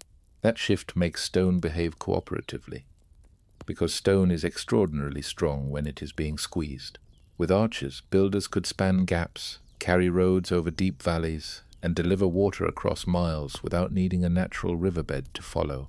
Aqueducts used repeated arches like a patient, steady march, holding a gentle downward slope that kept water moving reliably toward distant cities. Bridges gained genuine endurance because the structure distributed load rather than asking any single point to carry everything alone. The idea also scales across a remarkable range. Small arches can carry doors and windows, while larger ones can bear entire crowds and laden carts. When you understand the arch, you understand why ancient engineering still feels modern. It turns geometry itself into structural strength. Steelmaking at scale built railways and skyscrapers, and fundamentally reshaped the skylines of the modern world. Steel is not simply strong metal. It is controlled chemistry, where carbon content and carefully managed heat produce a material that is tough, springy, and reliably consistent. When steelmaking became scalable at industrial volumes, builders gained beams that could carry heavy loads without the enormous bulk of thick masonry walls. Railways relied on steel rails capable of absorbing the repeated pounding of heavy trains without cracking. Bridges used steel trusses that could span distances stone could never match. In cities, steel frames allowed buildings to rise story by story upward, while keeping lower floors open and useful for shops, offices, and wide windows full of light. This changed the look and feel of streets entirely, because height became practical for ordinary commercial buildings, and not only for monuments meant to impress. Steel also made machines more dependable, from ship hulls to factory tools, because parts could be simultaneously stronger and thinner. When steel became abundant and affordable, the world gained a new skeleton, and architecture learned to think in a vertical direction for the first time. The elevator made tall buildings genuinely practical and transformed the way cities could grow and concentrate. Stairs are honest in their logic, but they punish height with effort. For centuries, upper floors were cheaper and less desirable because climbing to them was tiring, and only the fit could reasonably live or work far above street level. The elevator inverted that logic completely. With a safe and reliable lift, height became desirable. Upper floors offered light, clean air, and expansive views without the daily climb that had once made them unappealing. This changed real estate, office design, and the very idea of what a downtown skyline could be and mean. It also changed how buildings were engineered, since taller structures could now be filled with people and goods moving smoothly and constantly between levels. Elevators became complex systems, not merely simple boxes. They needed safety brakes, counterweights, and careful control to ensure riders felt steady and secure at every floor. Once vertical travel became a daily routine, cities could grow upward rather than spreading endlessly outward. That density supported public transit, concentrated services, and made neighborhoods feel more connected than sprawl ever could. The elevator did not only lift people, it lifted the limits on what a city could become. The internal combustion engine turned fuel into motion and gave birth to car culture and the age of personal mobility. This engine works like controlled thunder contained inside metal. Fuel and air mix, ignite, expand, and push a piston. That motion turns a crankshaft into rotation that can drive wheels along any road surface. Compared with steam, it could be compact and quick to start, which made personal vehicles genuinely practical for the first time. Cars then reshaped daily life in ways that reach into almost every corner of how we live. Roads expanded, suburbs grew outward, and weekend travel became a normal expectation for many families. Businesses changed too, because trucks could deliver goods directly to shops without depending on fixed rail schedules. Entire industries rose around this single power source, from oil drilling to repair garages to roadside motels and the diners that appeared beside them. The engine also brought difficult new problems: air pollution and deep dependence on fuel supply chains that crossed the world. Still, its impact on human freedom and mobility is hard to overstate. It gave individuals a new kind of daily independence and turned distance into a choice made with a key and a full tank of fuel. The assembly line cut production costs and time and scaled consumer goods beyond what anyone had previously imagined possible. Instead of one skilled craftsperson building an object entirely from start to finish, an assembly line breaks the work into individual steps that flow past workers and machines in a coordinated sequence. Each person repeats a single focused task, and the product advances steadily, like a moving promise taking shape. This can sound repetitive, yet it unlocked a genuinely startling result.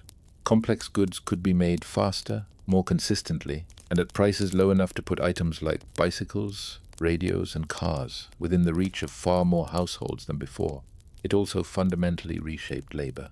Skills shifted towards specialization, timing, and precise coordination, while managers learned to measure output carefully and reduce bottlenecks wherever they appeared. Quality control became a discipline of its own, because small errors could multiply across thousands of identical units. The assembly line even changed product design itself, since objects were redesigned to be assembled efficiently rather than beautifully crafted by hand. It is a method that turns time into a material, one you can save, then spend on producing more of the modern world.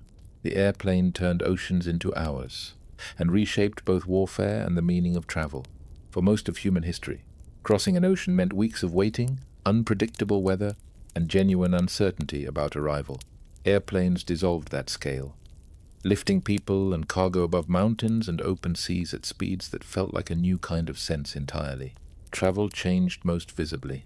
Families could visit across continents, business could happen face to face, and tourism became possible for millions who would never have boarded a ship for such distances. War changed too, because aircraft could watch enemy movements from above and strike far beyond traditional front lines. Aviation demanded entirely new systems: airports, air traffic control networks, navigation instruments, and training that treats weather as both partner and constant threat. It created a culture of time zones and tight connections, where missing a single flight can reshape an entire day's plans. The airplane is more than a machine with wings. It is a global shortcut, and it made the planet feel smaller, more reachable, and in some ways more vulnerable than it had ever seemed before. The jet engines made long-distance flight routine and finally shrank the planet to something traversable in a single day. Propeller aircraft can fly fast, but jet engines changed sustained speed into something achievable at high altitude over intercontinental distances. A jet engine compresses incoming air, mixes it with fuel, ignites the mixture, and expels the result as a rushing stream that pushes the aircraft forward with steady and reliable thrust. That consistency made intercontinental routes practical on schedules people could actually plan around and trust. It also changed the economics of flying. More passengers could be carried farther in less time, which helped air travel move from a rare luxury reserved for the wealthy toward a common experience.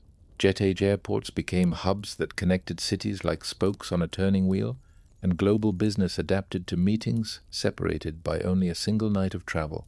Culture moved faster too, with music, fashion, and ideas traveling alongside the people who carried them. When jet engines arrived, distance did not disappear, but it lost much of its old power to isolate. The helicopter added vertical flight and transformed rescue operations and remote transport in ways fixed-wing aircraft never could. A helicopter does something no conventional airplane can manage. It can hover in place, rise straight up from the ground, and land in locations with no runway at all. That ability turned rooftops, ship decks, and mountain clearings into usable destinations that could be reached when nothing else could get there. In rescue operations, helicopters can reach stranded hikers, flood victims, and crash sites when roads are blocked or have never existed. In medicine, they can move patients to trauma care fast enough to change outcomes that would otherwise be fatal. They also transformed entire industries. Crews can inspect power lines, service offshore platforms, and move essential equipment to remote construction sites without needing to build new roads first. Flying a helicopter is demanding work, because stability must be actively managed at all times, and weather can make hovering complicated in ways pilots must constantly anticipate. That challenge drove innovations in rotors, flight controls, and training. The helicopter is a machine built deliberately for awkward and difficult spaces, and its greatest gift is access to the places that once felt permanently unreachable. The shipping container standardized global cargo and supercharged international trade in ways that quietly transformed the entire world economy. Before standard containers, cargo was typically loaded piece by piece onto ships, which took considerable time and created opportunities for damage and theft at every stage. Standard steel containers turned goods into sealed, uniform blocks that could move smoothly between ships, trains, and trucks without being unpacked and repacked at each transfer. A crane could lift one complete unit in minutes, and that speed fundamentally changed the cost of moving everything from toys and electronics to grain and raw materials. Ports redesigned themselves entirely around container stacks, rail connections, and computerized tracking systems, reshaping coastlines and the nature of logistics work. Businesses could source components globally with more confidence because schedules became more predictable and handling became safer. Containerization also changed manufacturing strategy at a global scale.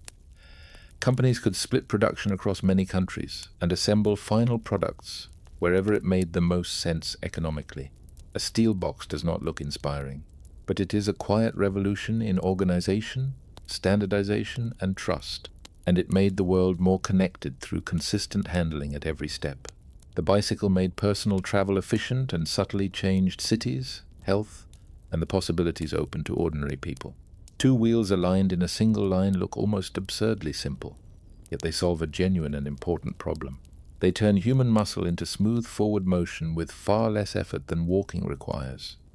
And they do it with almost no fuel beyond a decent meal. For workers, bicycles widen the circle of reachable jobs and markets, and for students, they widen the circle of reachable schools and opportunities. Cities felt the change too, as streets began to accommodate lighter and quieter traffic, and early cycling clubs helped advocate for road improvements that benefited everyone. Health followed naturally, because regular riding builds endurance and cardiovascular strength without requiring a gym or a coach or any expensive equipment. Bicycles also offered independence to people who could not afford horses or cars, and in many communities and movements they became symbols of personal freedom that reached beyond transport. Even today, they remain among the most energy-efficient machines ever widely adopted by ordinary people. A bicycle does not roar or flash or demand attention. It simply multiplies a person's range, and that quiet multiplication can genuinely change a life. The subway moved crowds underground and made the megacity possible by solving urban congestion from below. When streets fill with vehicles, carts, and pedestrians, the surface can only carry so many people before it seizes completely. The subway solves that problem by adding an entirely different layer to the city, a moving corridor carved beneath the noise and pressure of the surface world. Trains can arrive every few minutes, carrying thousands of people without consuming any of the precious road space that everyone else needs. This changes how cities grow and feel from the inside. Neighborhoods can spread outward along the lines that connect them, and downtown areas can densify because workers can still arrive quickly and reliably from far away. It also changes the rhythm of daily life, since commuting by subway becomes predictable enough to plan meetings, school runs, and deliveries around. Building subways is profoundly difficult. Tunneling, ventilation, drainage, and safety systems that must hold up reliably for decades under heavy daily use. Yet the reward is extraordinary. A city gains hidden arteries that keep it alive even when the surface above is crowded beyond all reasonable capacity. The subway is not only transport, it is urban breathing room carved into the earth itself. The traffic light turned chaotic intersections into managed flow and sharply reduced deadly crashes at the places where roads cross. At a busy intersection, every driver wants the same space at the same moment. Before signals, that situation produced hesitation, raised voices, sudden lurching movements, and accidents that were treated as an unavoidable cost of progress. Traffic lights introduced a shared agreement with clear and simple terms that made behavior predictable. Predictability is safety. When you know who goes next, you can look, pause, and proceed with genuine confidence in what the other drivers around you will do. Lights also make cities faster in practice, not slower, because organized movement reduces the gridlock that comes from constant improvised negotiation at every crossing. Over time, signals gain timing sequences, buried sensors, and coordinated patterns that create flowing green waves along major roads. Emergency vehicles gained preemption systems that hold lights in their favor, and pedestrians gained dedicated crossings that treat walking as its own legitimate form of traffic. A traffic light is a small box mounted on a pole. It is also a public promise that we will take turns, and that by taking turns, we will all survive our shared streets together.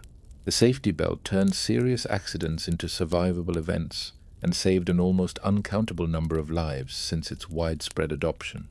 A crash happens in fractions of a second, but the human body continues moving at the vehicle's original speed long after the vehicle has stopped. The safety belt answers that harsh physics by spreading the force of stopping across the strong parts of the body and by preventing impact with the dashboard, windshield, and the road outside. Modern designs lock tightly during sudden deceleration, and many include pretensioners that cinch the belt firmly at the very moment of collision. This one humble device fundamentally changed the meaning of a momentary lapse of attention on the road. A brief distraction became more likely to end in bruises and fright than in funerals and irreplaceable loss. Seat belts also work in close cooperation with other safety features, because airbags are designed to cushion a restrained person, not to substitute for restraint. The belt is not dramatic or impressive to look at. It is an everyday habit, clicked automatically without thought. Yet that small, familiar click is a decision to respect the physics of momentum and to give your future self a genuine chance to walk away. The bicycle chain transferred power smoothly from pedal to wheel and later inspired important developments in machinery. Gears and levers can move things, but a chain drive adds a special and valuable quality. It allows rotating power to travel from one shaft to another without slipping, even when the path between them must curve and bend around sprockets. On a bicycle, this means your legs can turn at a comfortable pace, while the rear wheel receives strong and efficient drive from every stroke.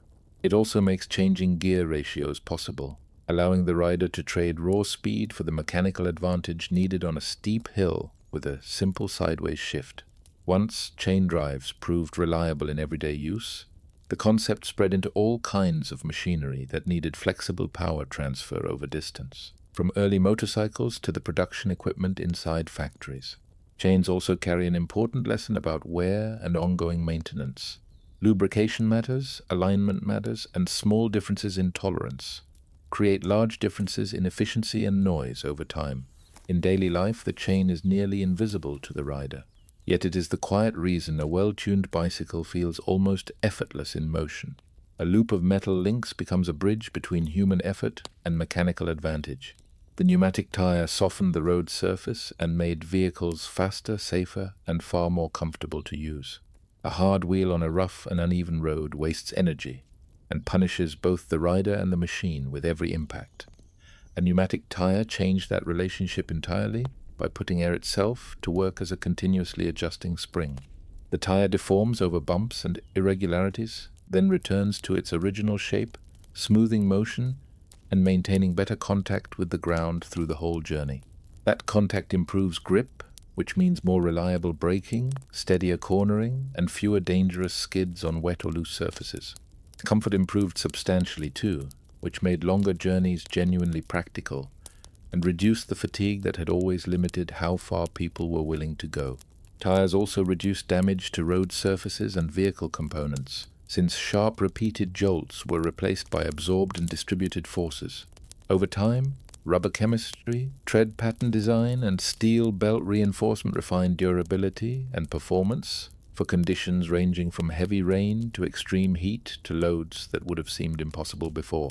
The pneumatic tire is easy to overlook because it is simply everywhere. Yet it is one of the key reasons modern transport feels ordinary and routine, rather than arduous and demanding. The gasoline pump standardized fueling and made the widespread use of personal vehicles across long distances genuinely possible. Early motorists bought fuel from cans, barrels, or general stores, where quality could be uncertain, and quantities were approximate at best. The gasoline pump turned fueling into a repeatable and trustworthy transaction. Measured quantities, safer handling practices, and dedicated infrastructure spaced along roads. That standardization matters enormously because extended travel depends on trust. You need confidence that fuel will be available where you need it, that it will work in your engine, and that you can buy the exact amount you need without waste or uncertainty. Pump design also improved safety over time by reducing dangerous spills and fumes, and by keeping underground storage tanks physically separate from the act of dispensing. As service stations spread along roads and highways, they changed the geography of movement in fundamental ways. Long trips became less risky ventures and more routine errands. Communities became linked by networks of stations like regularly spaced stepping stones. It is not a glamorous invention, yet it turned the automobile from a local novelty for the wealthy into a practical tool for everyday distance and ordinary life. The electric motor turned electrical current into mechanical motion and ultimately powered countless machines across every industry. Once electricity could be delivered reliably, the central question became how to translate that flow into useful physical work. The electric motor answers with an elegant exchange between magnetic fields and moving parts that produces steady, controllable rotation. Feed it current and it spins with consistent torque, often requiring far less maintenance than engines that burn fuel and must manage combustion heat and exhaust. That reliability made motors ideal for factories, where a single dedicated motor could drive one specific machine with precision, rather than powering an entire building from one massive central shaft. In homes, electric motors quietly took over the most tiring chores, running fans, mixers, washing machines, and vacuum cleaners without complaint and without rest. In cities, they made elevators, trams, and powered tools available in forms that could start instantly without smoke, warm-up time, or the smell of burning fuel. Motors scale in both directions. Tiny ones vibrate a phone alert, and enormous ones turn the pumps and compressors that keep industrial processes running continuously. The electric motor is a translator. It turns invisible flow into tangible and reliable movement, and it does so with a calm steadiness that modern life quietly depends on. The battery stored energy for later use and made true portability possible across an astonishing range of devices and applications. A battery is bottled electricity, ready when you need it, rather than only when a generator happens to be running nearby. That changed everything that needed to travel or work away from a fixed power source. Flashlights, portable radios, and medical devices could function far from any outlet, and vehicles could start reliably with an electric spark rather than a manual crank. Batteries also reshaped life during emergencies, keeping communication and lighting available through storms and extended blackouts when the wider grid went dark. As chemistry improved steadily over generations, batteries became smaller and progressively more energy-dense, making truly portable electronics not just possible but pervasive. Phones could be carried and used throughout an entire day. Laptops could leave a desk and work anywhere with a surface. Power tools could operate on rooftops and in open fields. Each new generation of battery chemistry brought new trade-offs alongside new capabilities. Costs, the environmental challenge of mining critical minerals, and the growing complexity of responsible recycling. The core idea remains astonishing. You charge something quietly and patiently, and later it releases that stored energy on demand, as if a piece of time itself has been folded up and saved for when it matters most. The power grid linked generators to homes and made electricity something reliably present rather than locally produced. Electricity is only truly transformative when it arrives consistently, safely, and at the simple flip of a switch. The power grid made that possible by connecting generators, substations, transformers, and transmission lines into a single coordinated network that spans entire regions and countries. Transformers play a crucial role in this system, stepping voltage up for efficient long-distance travel through high-tension lines, then snapping it back down to safe and usable levels for neighborhoods and individual homes. This arrangement lets power be generated where it is most efficient and then shared widely, smoothing local shortages and supporting the growth of cities far from any natural energy source. The grid also demands constant balancing in real time, because supply must match demand continuously as millions of people cook dinner, switch on air conditioning, and begin charging their devices at the end of the working day. Grids transformed industry by providing reliable power to machinery, and they transformed domestic life by making lighting, heating, and appliances practical for ordinary households. They also created new vulnerabilities, since storms and cascading failures can affect large areas if systems lack sufficient resilience. Still, the power grid is one of humanity's largest and most complex machines, stretching across entire landscapes like a vast and invisible nervous system. It makes modern life feel dependably steady by turning electricity into a shared and carefully managed resource available to all. The light bulb extended the productive hours of human civilization and transformed nightlife, factory shifts, and domestic comfort together. Before electric lighting, most people lived under the strict and ancient timing of sunrise and sunset, with candles and oil lamps offering only small and smoky islands of usable light after dark. Electric bulbs made illumination steady, bright, and scalable in ways no flame could match, transforming how streets, shops, homes, and workplaces felt after the sun went down. Factories could run longer shifts, and workers could read, study, and pursue skills without the hazard of open flames or the sting of soot in their eyes. Cities became safer in many neighborhoods because well-lit sidewalks reduced the cover of darkness that had made certain streets genuinely dangerous after nightfall.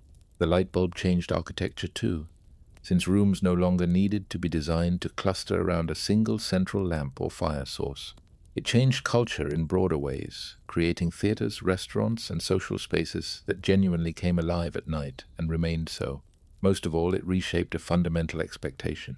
Once people had experienced reliable and accessible light, darkness stopped feeling like a schedule imposed by nature and started feeling like a choice they could make for themselves.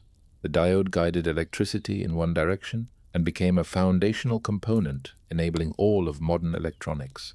Electricity is powerful and useful, yet it can be unruly if allowed to flow back and forth without direction or control. A diode acts like a one-way gate, allowing current to pass in a preferred direction while reliably blocking it in the reverse.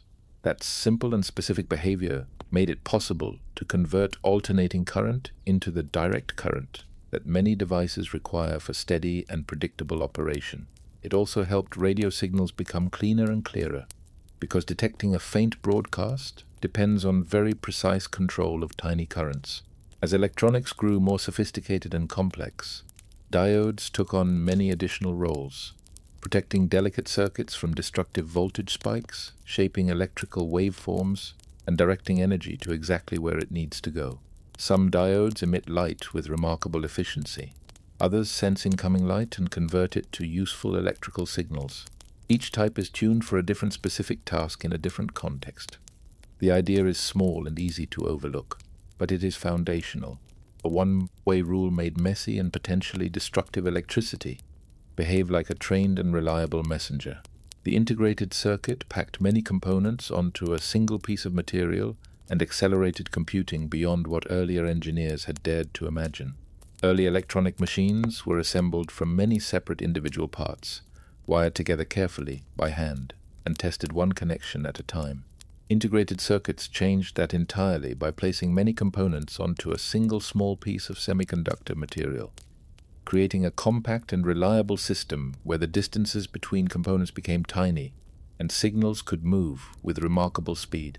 This reduced failures caused by loose or corroded connections, and it allowed entire devices to shrink while simultaneously gaining substantial new capability. The real power lies in density. When more functions fit into less physical space, designers can build machines that respond quickly and accomplish far more with the same available power. Integrated circuits also lowered cost dramatically over time, because once a design has been refined, it can be produced in enormous quantities with highly consistent and reliable results. That consistency transformed everything from pocket calculators to sophisticated medical monitoring equipment. It also changed the pace of innovation itself, since each new generation of designers could build directly on the advances of the last, without reconstructing the foundations from scratch. A whole circuit became a single small object, and the world quietly sped up. The microprocessor put the logic of an entire computer onto one compact chip and changed almost everything. A microprocessor concentrates the computing logic needed to follow complex instructions into a tiny and robust core capable of executing millions of operations every second. Instead of rooms filled with specialized hardware, you could have a general-purpose computing brain small enough to fit comfortably inside everyday products and household objects. This shift ignited a new era of rapid invention, because Once computing power became cheap and physically compact, it could be embedded almost anywhere a designer chose to put it.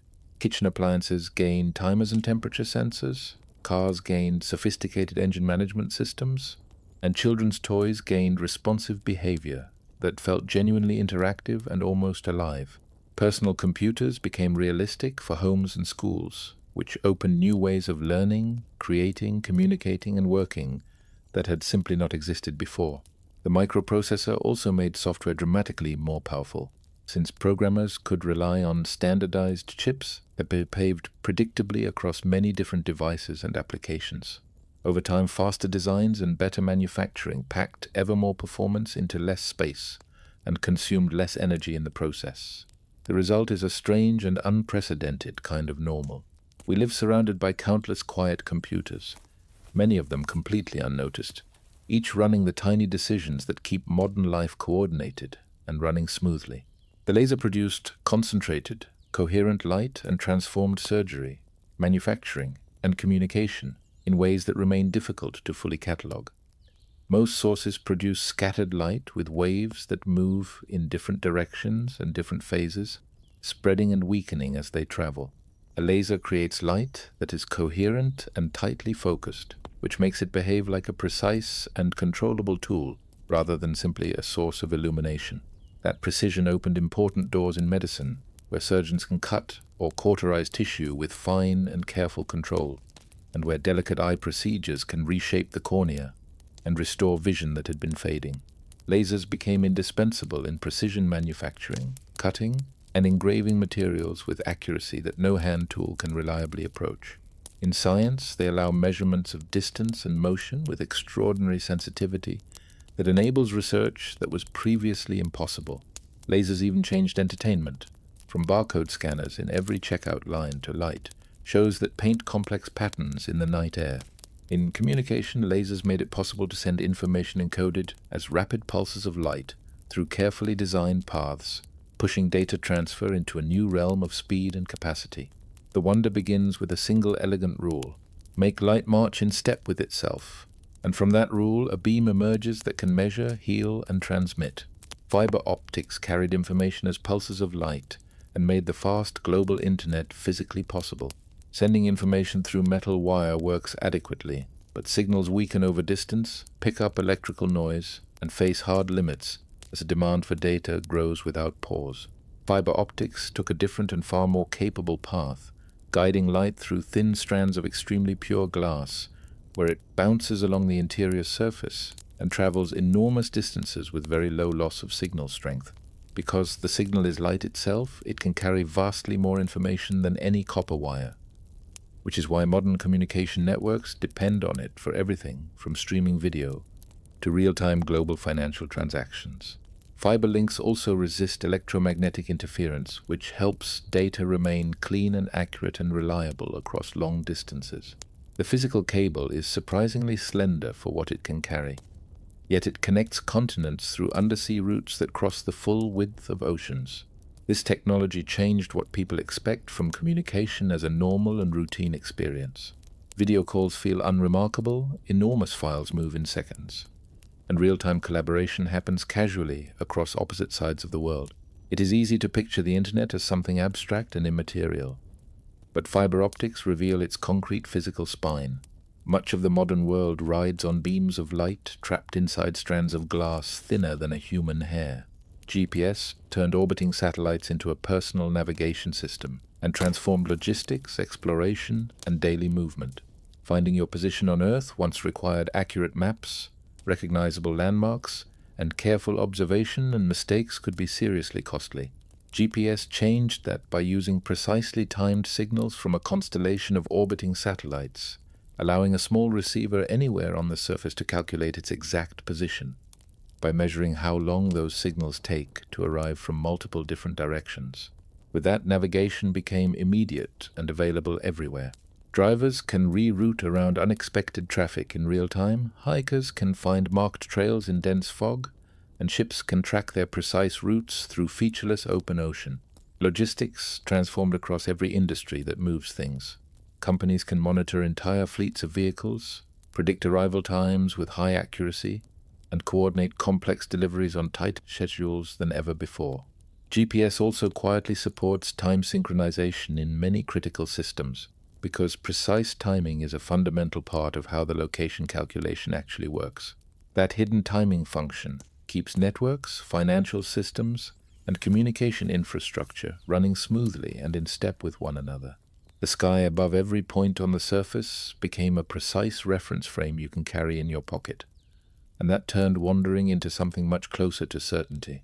The barcode made retail checkout fast and gave supply chains an unprecedented ability to track goods from origin to shelf. A barcode is a pattern of lines that looks almost too simple to matter, yet it encodes product identity in a form that machines can read accurately in a fraction of a second. When barcode scanners became common in retail, checkout lines accelerated because prices and product codes no longer needed to be typed manually by a cashier who might make occasional mistakes. That reduced errors and made inventory far more accurate, since each scan could update stock records in real time as items left or entered a warehouse. Supply chains gained a new kind of comprehensive visibility, tracking items from the moment they arrived through every step until they reached a shelf and eventually a customer. This also made coordination between companies that had never met possible, because standardized codes provided a common language that crossed organizational and national boundaries. Barcodes helped reduce waste, prevent misshipments, and enable safety recalls when product issues were discovered. They even shaped the design of product packaging, since a readable label needed a clear and specific place on every surface. A few black lines printed on a label can connect a farm, a factory, a ship, and a store. All through one quick, reliable beep, the ATM placed banking access in public spaces and changed how people everywhere interact with money.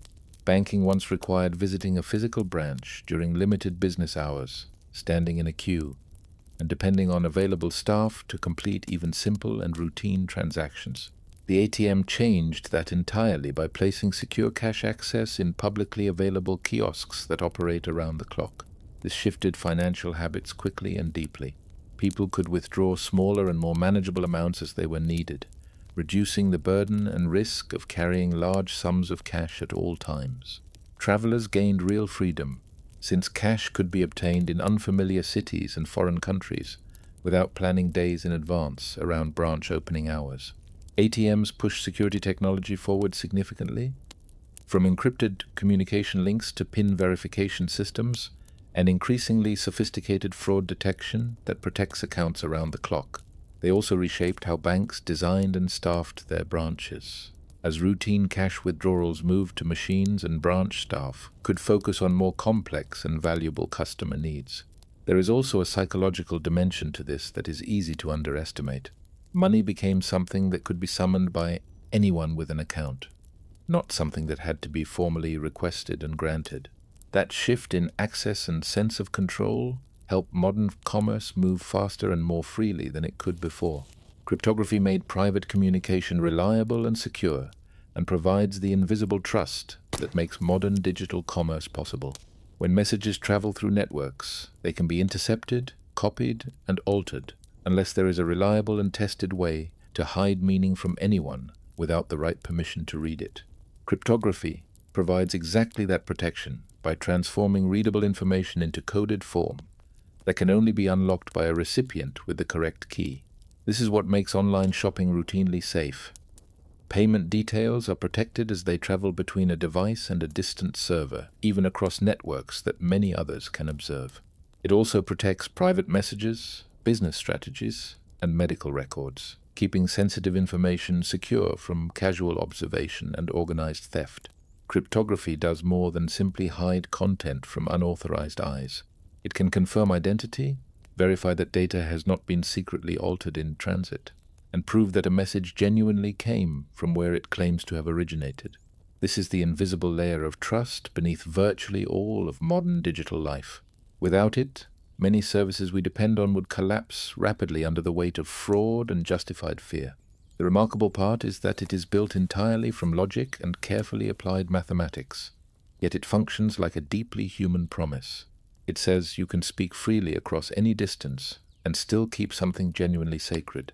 The search engine organized the vast chaos of the web, and made human knowledge instantly findable in a way that transformed how people learn and decide.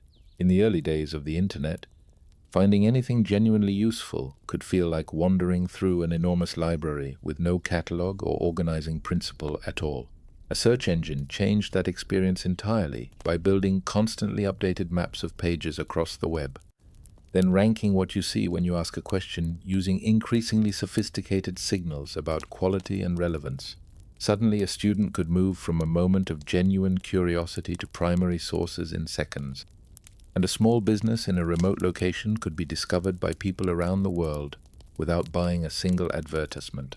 Search also reshaped how people create content online, because writers and creators learned to name and describe things clearly so they could actually be found when needed.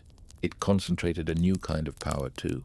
What appears at the top of results can quietly influence what people believe is true, popular, or worth paying attention to.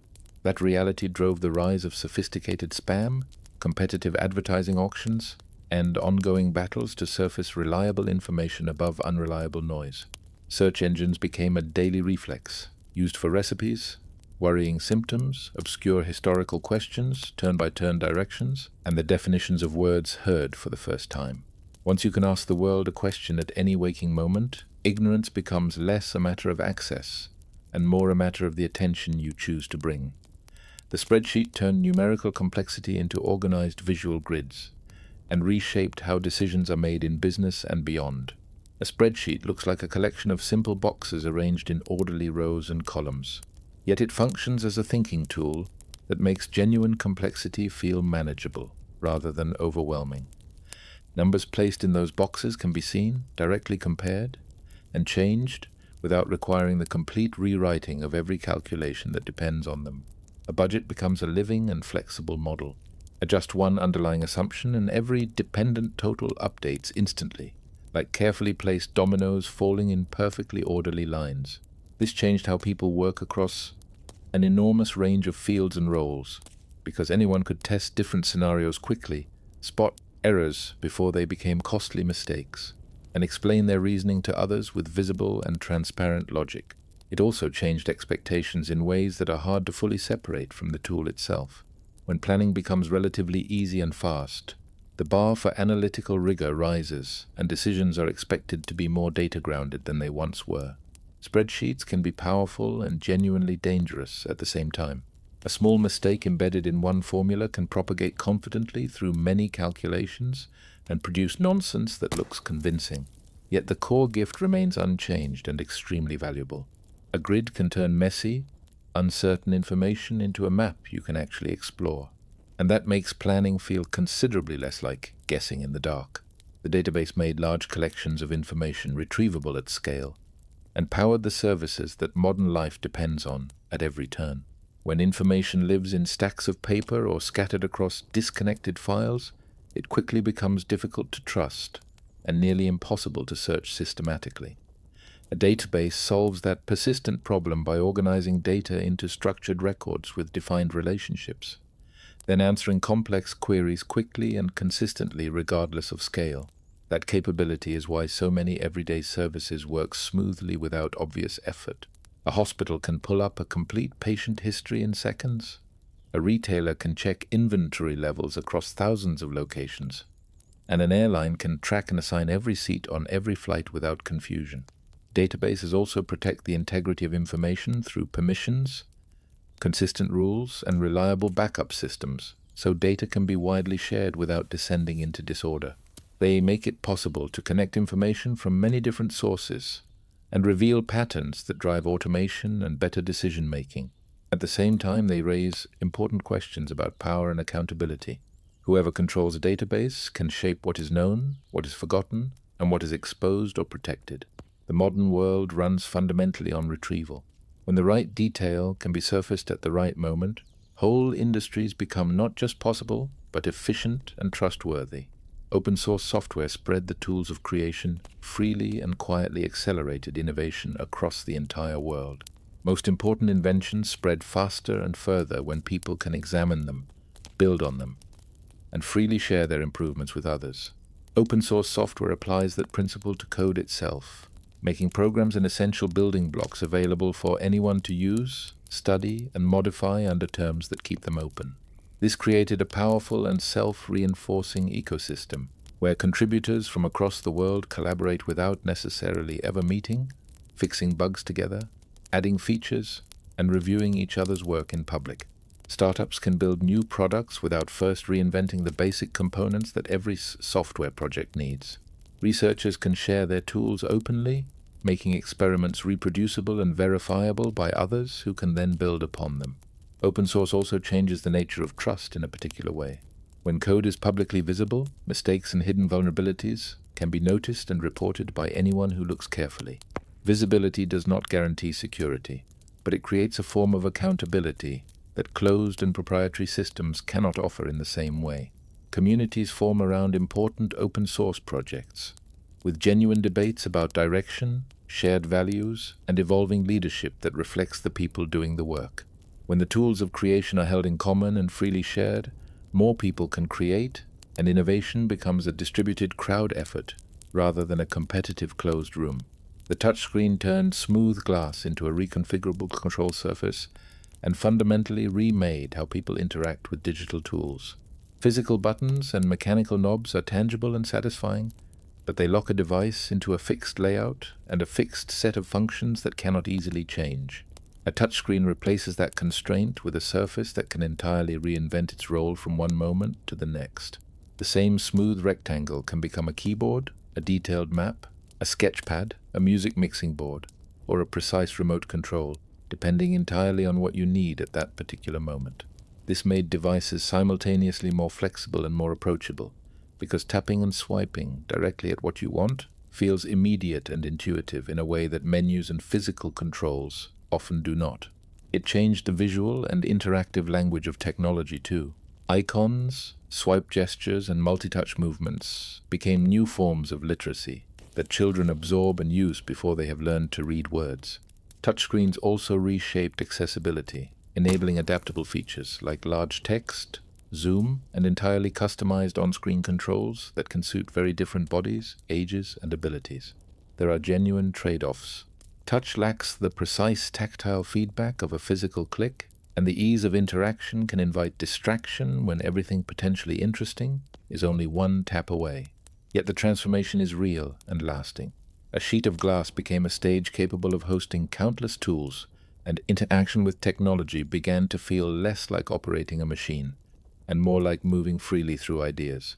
Wi-Fi untethered computers from fixed cables and changed how homes, offices, schools, and public spaces are used and designed. A wired network connection can be fast and reliably stable, yet it anchors you to one specific place like a physical chain. Wi-Fi broke that constraint by transmitting data through radio waves, allowing devices to connect freely across rooms and buildings without a physical cable linking them to the network. This changed fundamentally how interior spaces are designed and used. A kitchen table became a viable workspace without any renovation. A corner of a busy coffee shop became a functional office. A classroom gained the flexibility to rearrange seating and still have every student online. It also changed how devices themselves were designed and what was expected of them, since laptops, tablets, and an expanding range of smart devices could be built for movement and portability rather than for permanent docking in one location. Wi-Fi enabled habits that now feel so normal they are rarely noticed. Streaming music and video anywhere within range, receiving software updates invisibly in the background, and collaborating with others without ever thinking about cables or ports. It also introduced new vulnerabilities because wireless signals can be intercepted by anyone within range if security is inadequate. That reality pushed the widespread adoption of encryption and careful password practices as routine features of everyday connected life. Wi-Fi is freedom with a rulebook. It made the network feel like an invisible utility you can simply step into, almost like breathing the air in a room. The cloud shifted storage and computing away from individual devices and made it scalable, accessible, and continuously available. For a long time, your files, programs, and data lived precisely where your hands could touch them, on your own machine, in your own space. The cloud changed that fundamental relationship by moving storage and computing power to remote data centers that can be reached through the network, from essentially anywhere whenever you need them. This created a new kind of practical flexibility that did not previously exist. A photograph taken on one device appears instantly on another across the room or across the world. A team of collaborators can work on a single shared document simultaneously without emailing multiple versions back and forth, and losing track of which is the most recent.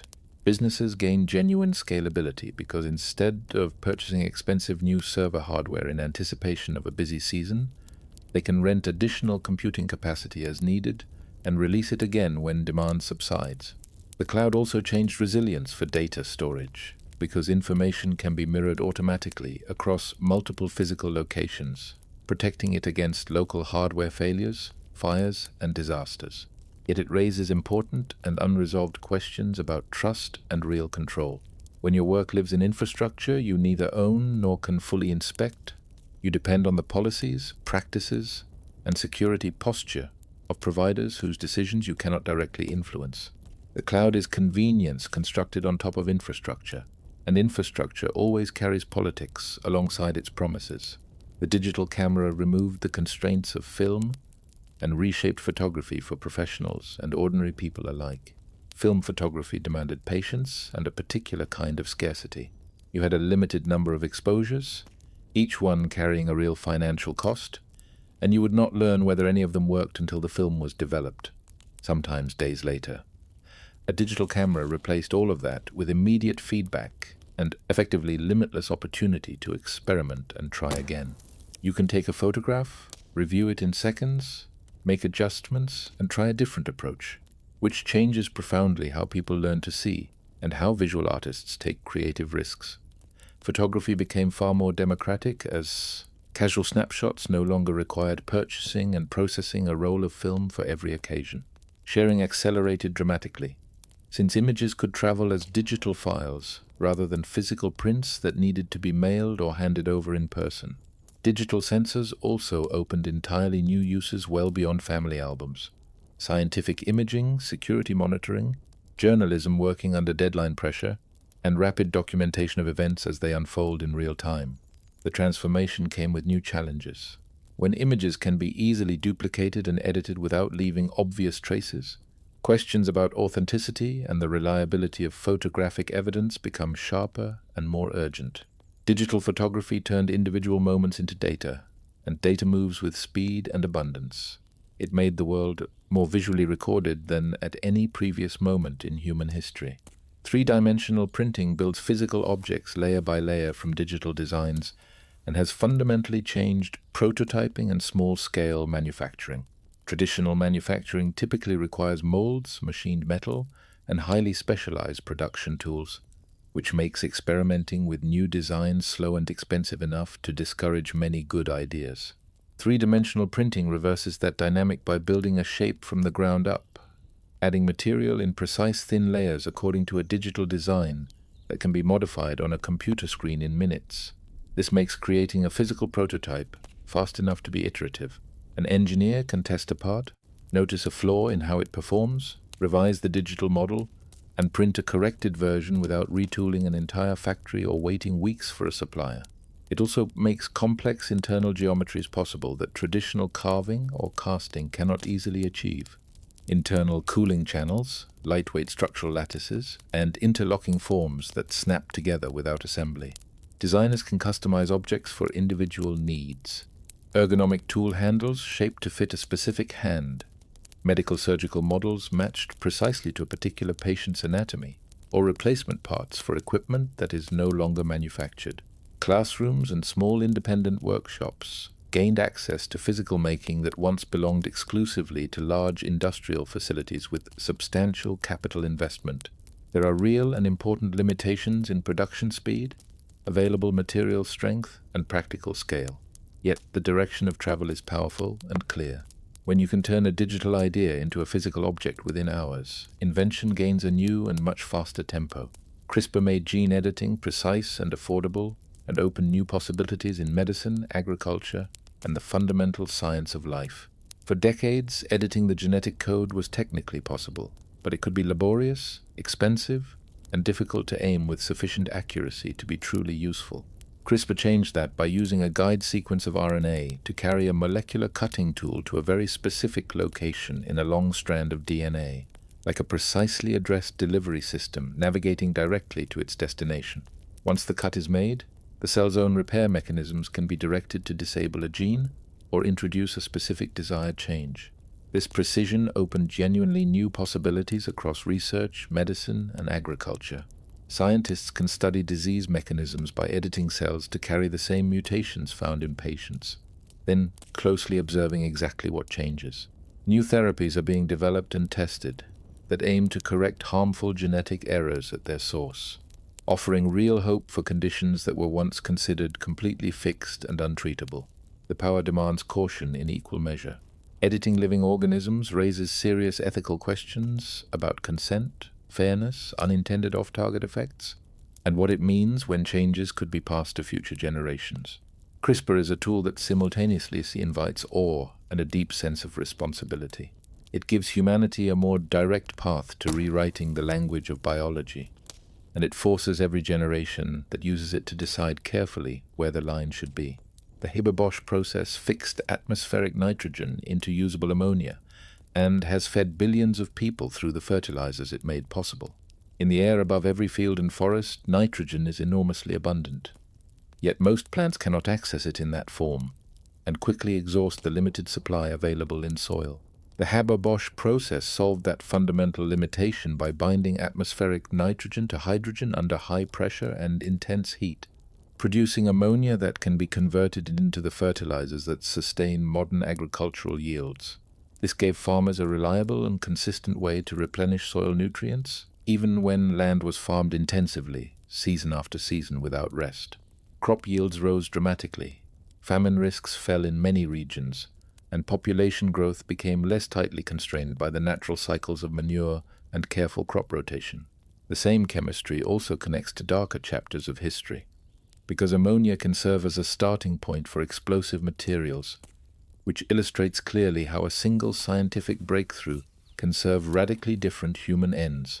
The process itself required bold engineering to realize in practice: high-pressure reactors, precise catalysts, and careful control of temperature and pressure maintained over continuous industrial operation.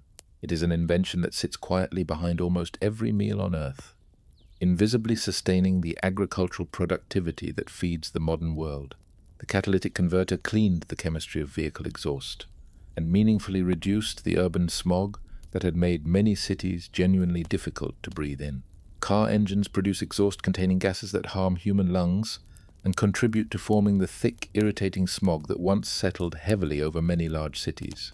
Carbon monoxide, harmful nitrogen oxides, and partially burned hydrocarbons among them.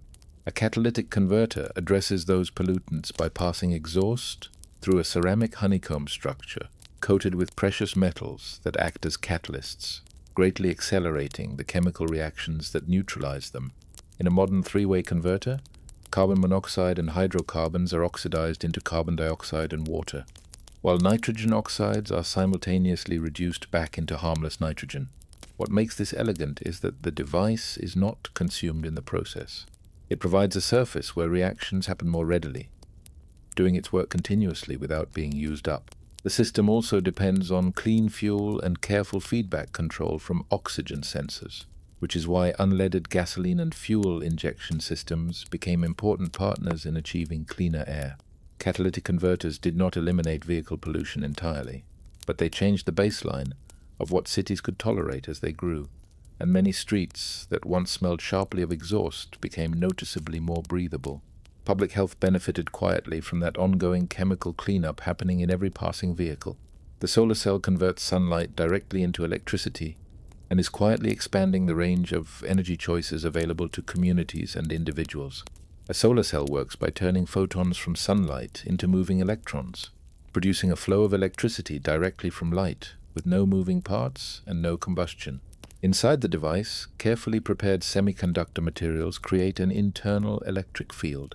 So when incoming light dislodges electrons from their normal positions, that field guides them into a usable electrical current. This makes solar power modular in a way that other sources are not. A single panel can charge a small device or power a remote sensor, while many panels linked together can supply homes, businesses, and large utility-scale facilities. Solar cells also work well in remote locations where transporting fuel would be difficult or prohibitively expensive, from mountain research stations to the spacecraft that orbit far beyond any power line. As manufacturing at scale improved over decades, the cost of solar panels fell dramatically, making solar energy a genuinely competitive option in the planning of new power capacity. That shift affects more than household electricity bills. It changes the geopolitics of energy, the quality of air in cities, and the ability of communities to generate their own power locally rather than depending entirely on distant sources. Solar turns rooftops, open deserts, and large parking structures into quiet, continuous power plants. Light becomes a resource you can harvest without drilling, mining, or burning anything at all. The wind turbine harvests the kinetic energy of moving air and converts it into electricity for homes and cities without requiring any fuel to be burned.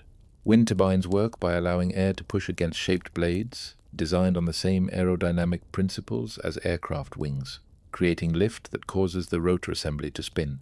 That rotation drives a generator that produces electricity. Modern turbines are tall because winds at higher elevations are stronger and more consistent than winds close to the surface.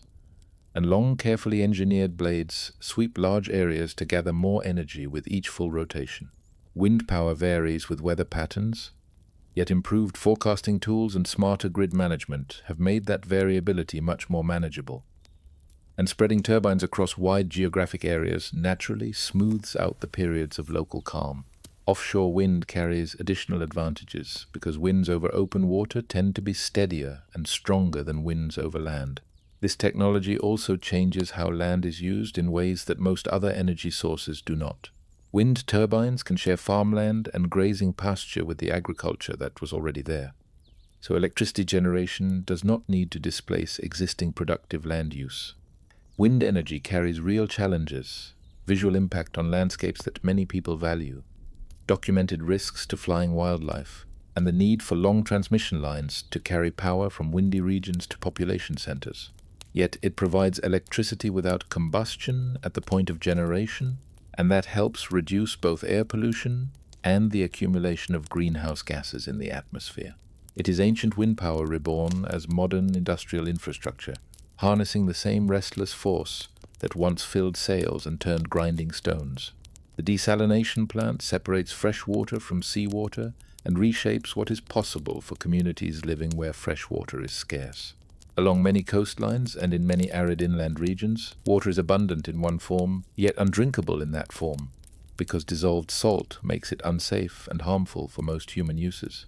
Desalination plants solve that fundamental problem by separating fresh water from salt water, most commonly through reverse osmosis, a process where high pressure forces water molecules through membranes specifically designed to block the passage of dissolved salts while allowing clean water through. Other methods use controlled heat to evaporate water and then condense it again in a separate chamber, leaving the salt behind in concentrated form. Either approach can provide a reliable and predictable supply of clean drinking water for cities with limited rivers, insufficient groundwater, or regions subject to severe drought. Desalination comes with real and significant trade-offs that cannot be minimized. It requires substantial energy input. It demands careful and continuous maintenance of complex membranes and equipment. And it produces concentrated brine that must be disposed of responsibly to protect the health of marine ecosystems near discharge points. Still, for some regions and communities, it is nothing less than a lifeline, a technology that can stabilize growth, reduce dangerous conflicts over scarce freshwater resources, and change what communities consider realistically possible in an uncertain and changing climate. It turns the ocean itself into a potential reservoir, not a free one, but a real and available one. The MRI made the soft tissues inside the living body visible without surgery and transformed modern medical diagnosis. MRI allows doctors to see inside the human body with remarkable and often extraordinary detail, especially in the brain, muscles, and soft organs where X-rays are far less informative. It works by using a powerful magnetic field and precisely controlled radio waves to briefly influence the behavior of hydrogen atoms present in the water and fat that make up most of the body's soft tissues. When the radio signal is turned off, those hydrogen atoms relax back toward their natural orientation in measurable and characteristic ways, and the scanner reconstructs a detailed image from those measured responses. The result is a high-resolution view of internal structures obtained without exposing the patient to ionizing radiation, which is particularly important when repeated imaging is needed to track changes over time. MRI can reveal subtle differences between healthy and damaged or diseased tissue, and it can help detect tumors, areas of stroke damage, torn ligaments, spinal problems, and many other conditions that would otherwise remain invisible until they caused severe symptoms. Specialized techniques can also map blood flow and patterns of brain activity, which has opened entirely new directions in neuroscience research and has improved planning for complex surgical procedures. The experience of being scanned can be genuinely intense. The machine is loud, the enclosed space is narrow, and keeping completely still is important for image quality. Yet the payoff is extraordinary because it turns the invisible internal structure of a living person into a detailed and readable map that guides the most sequential medical decisions with much greater confidence and accuracy. The pacemaker stabilized disordered heart rhythms and gave time back to patients whose hearts could no longer keep reliable pace on their own. The heart runs on precisely timed electrical signals that coordinate its chambers into a steady, efficient pumping rhythm. And when that timing fails for any of several possible reasons, the body can suffer from persistent fatigue, dizziness, frightening episodes, or sudden dangerous collapse. A pacemaker helps by delivering carefully timed electrical pulses that prompt the heart to beat when its own natural rhythm is too slow, irregular, or absent. Early devices were bulky and external, yet modern pacemakers are small, internally implanted, fully programmable, and responsive to activity level, automatically adjusting the rate they set based on whether the patient is resting or moving. Some advanced systems coordinate the electrical timing of both sides of the heart in carefully calibrated sequence to improve overall pumping efficiency in certain forms of heart failure. The implantation procedure is serious and requires care and recovery, but the transformation in quality of life it enables can be profound and lasting, turning days of constant worry and physical limitation into something close to ordinary life lived with confidence. Pacemakers also present fascinating engineering challenges that push the boundaries of what miniaturized technology can accomplish. Batteries must function reliably for many years, sealed inside the body. Electronics must resist moisture, physical corrosion, and the relentless mechanical flexing that comes with every heartbeat. Regular follow-up appointments allow physicians to review data stored by the device and fine-tune its settings remotely, almost like tuning a precision instrument to the individual patient's current needs. For many people, a pacemaker is not only a small device implanted beneath the skin, it is a return to ordinary life, with stairs climbed without fear and sleep taken without wondering whether the morning will come. The artificial limb restored physical capability to people who had lost it and continues to improve as robotics and materials science advance together. Prosthetic limbs began as basic structural replacements intended to restore something resembling normal appearance and minimal function. Modern designs have moved far beyond that starting point, aiming instead for genuine comfort, precise controllability, and motion that feels as natural as engineering can currently make it. Materials like carbon fiber provide strength and lightweight together, storing energy with each step and releasing it in ways that make walking feel noticeably smoother and less exhausting.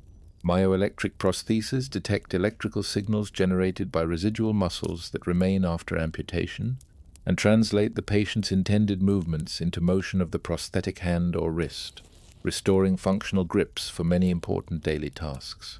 Better socket designs and softer liner materials reduce the skin damage and pressure discomfort that had long made extended use difficult. Some advanced systems are exploring direct skeletal attachment through osseointegrated implants, which can improve mechanical stability and reduce painful pressure on soft tissues, though it introduces its own surgical risks and long-term considerations. Robotics and embedded sensors add further capability, allowing prosthetic knees to recognize changes in terrain and adjust automatically to slopes or prevent stumbling. The psychological dimension of regaining mobility deserves equal weight alongside the physical and technical achievements. restoring the ability to move independently, to work, and to engage fully in social life, often restores a person's sense of identity and confidence in ways that reach well beyond the mechanical. Each improvement in prosthetic technology is a step toward movement that feels less like compensation for what was lost and more like a genuine expansion of human capability. The vaccine cold chain kept temperature-sensitive doses viable during transport and made ambitious global immunization campaigns genuinely possible. Many vaccines are biologically delicate. Heat can quietly and invisibly weaken them until they can no longer stimulate adequate protection, without any visible sign that anything has gone wrong. The cold chain is the complete system that prevents that degradation, maintaining doses within safe and specified temperature ranges at every stage of the journey from manufacturing facility to the moment of injection in a clinic. It encompasses refrigerated storage warehouses, temperature-controlled transport containers, insulated carriers for the final legs of distribution, continuous temperature monitoring at critical points, and clear protocols for how doses should be handled and checked at every stop along the way. This infrastructure matters most urgently at the last mile, where roads can be unpaved and difficult, reliable electricity may be intermittent or entirely unavailable, and clinics may be very far from cities and supply hubs. Cold chain planning in these settings can involve backup power generators, carefully validated portable coolers, and precise scheduling designed to minimize the time doses spent outside controlled temperatures during distribution. When the cold chain functions as intended, immunization campaigns can reach remote rural villages, crowded urban centers, and populations affected by natural disasters or conflict with reasonable confidence that the medicine arriving is still effective. When it fails silently, trust in vaccines erodes, and preventable outbreaks can return to communities that had already achieved protection. The cold chain is not simply equipment and refrigeration. It is coordination, ongoing training, systematic accountability, and continuous attention to detail woven into the logistics of every distribution. It transforms vaccination from a local and limited promise into a global one that can be kept reliably across every kind of geography and circumstance. The scientific method made testable claims the foundation of reliable knowledge and quietly transformed curiosity into the engine of sustained human progress. Human beings are natural storytellers with powerful pattern-seeking minds, and we can easily mistake the confidence of a compelling narrative for the certainty of established truth. The scientific method counters that tendency by requiring ideas to be stated in forms that can actually be tested, observations to be made with care and documented clearly, and results to be shared so that others can independently attempt to reproduce and verify or challenge them. A claim becomes a hypothesis with clear predictions. That hypothesis leads to an experiment or careful measurement specifically designed to reduce personal bias and reveal what actually happens, rather than confirming what was already assumed. When results are openly shared, other scientists can replicate them, challenge the methods, or extend and refine the conclusions, which gradually transforms knowledge into something communal and self-correcting rather than purely personal or traditional. This process does not produce instant answers, and it can be profoundly slow and humbling in ways that require patience and intellectual honesty. Yet it has a unique and irreplaceable strength. It genuinely rewards being wrong in useful ways, because failed predictions point directly toward better models and more accurate understanding. Over time, the method has built reliable and cumulative understanding in medicine, engineering, astronomy, ecology, and countless other fields that affect every aspect of human life. It is also a cultural invention in its own right, teaching societies to genuinely value evidence, transparency, and the willingness to revise what was previously believed in the light of better information. In that sense, it may be the most powerful tool for thinking that human civilization has ever collectively created. As we reach the end of our long and winding journey tonight, take a moment to notice what we have really been listening to together. Not a list of clever objects, a long and unbroken chain of human moments, each one a person looking at the world as it was and catching a glimpse of what it might become. We moved from the first wheel rolling across dusty ground to the written word that could outlast a single human lifetime. We watched ideas multiply through the printing press, then race across wires, radios, screens, and the humming networks of the internet.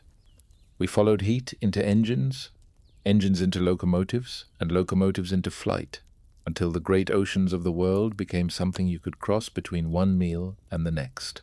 We stepped into workshops where water wheels and windmills borrowed strength from rivers and sky, then into cities raised from concrete and steel, and lit brilliantly long after sunset. We listened as medicine grew kinder and more capable, with anesthesia, antiseptics, careful imaging, and vaccines carried faithfully to every corner of the world. And we watched information become something you could summon at will, store, search, and protect with chips, elegant code, and cryptography humming quietly behind every screen. Now let all of that motion soften. Let the gears slow. Let the bright sparks fade into a steady and gentle glow. Feel your breathing settle into an easy, natural rhythm. Let your jaw unclench. Let your shoulders drop, as if they have finally been given permission to rest completely. If you enjoyed drifting through history with me tonight, you might consider subscribing or leaving a kind comment so more sleepy listeners can find their way here.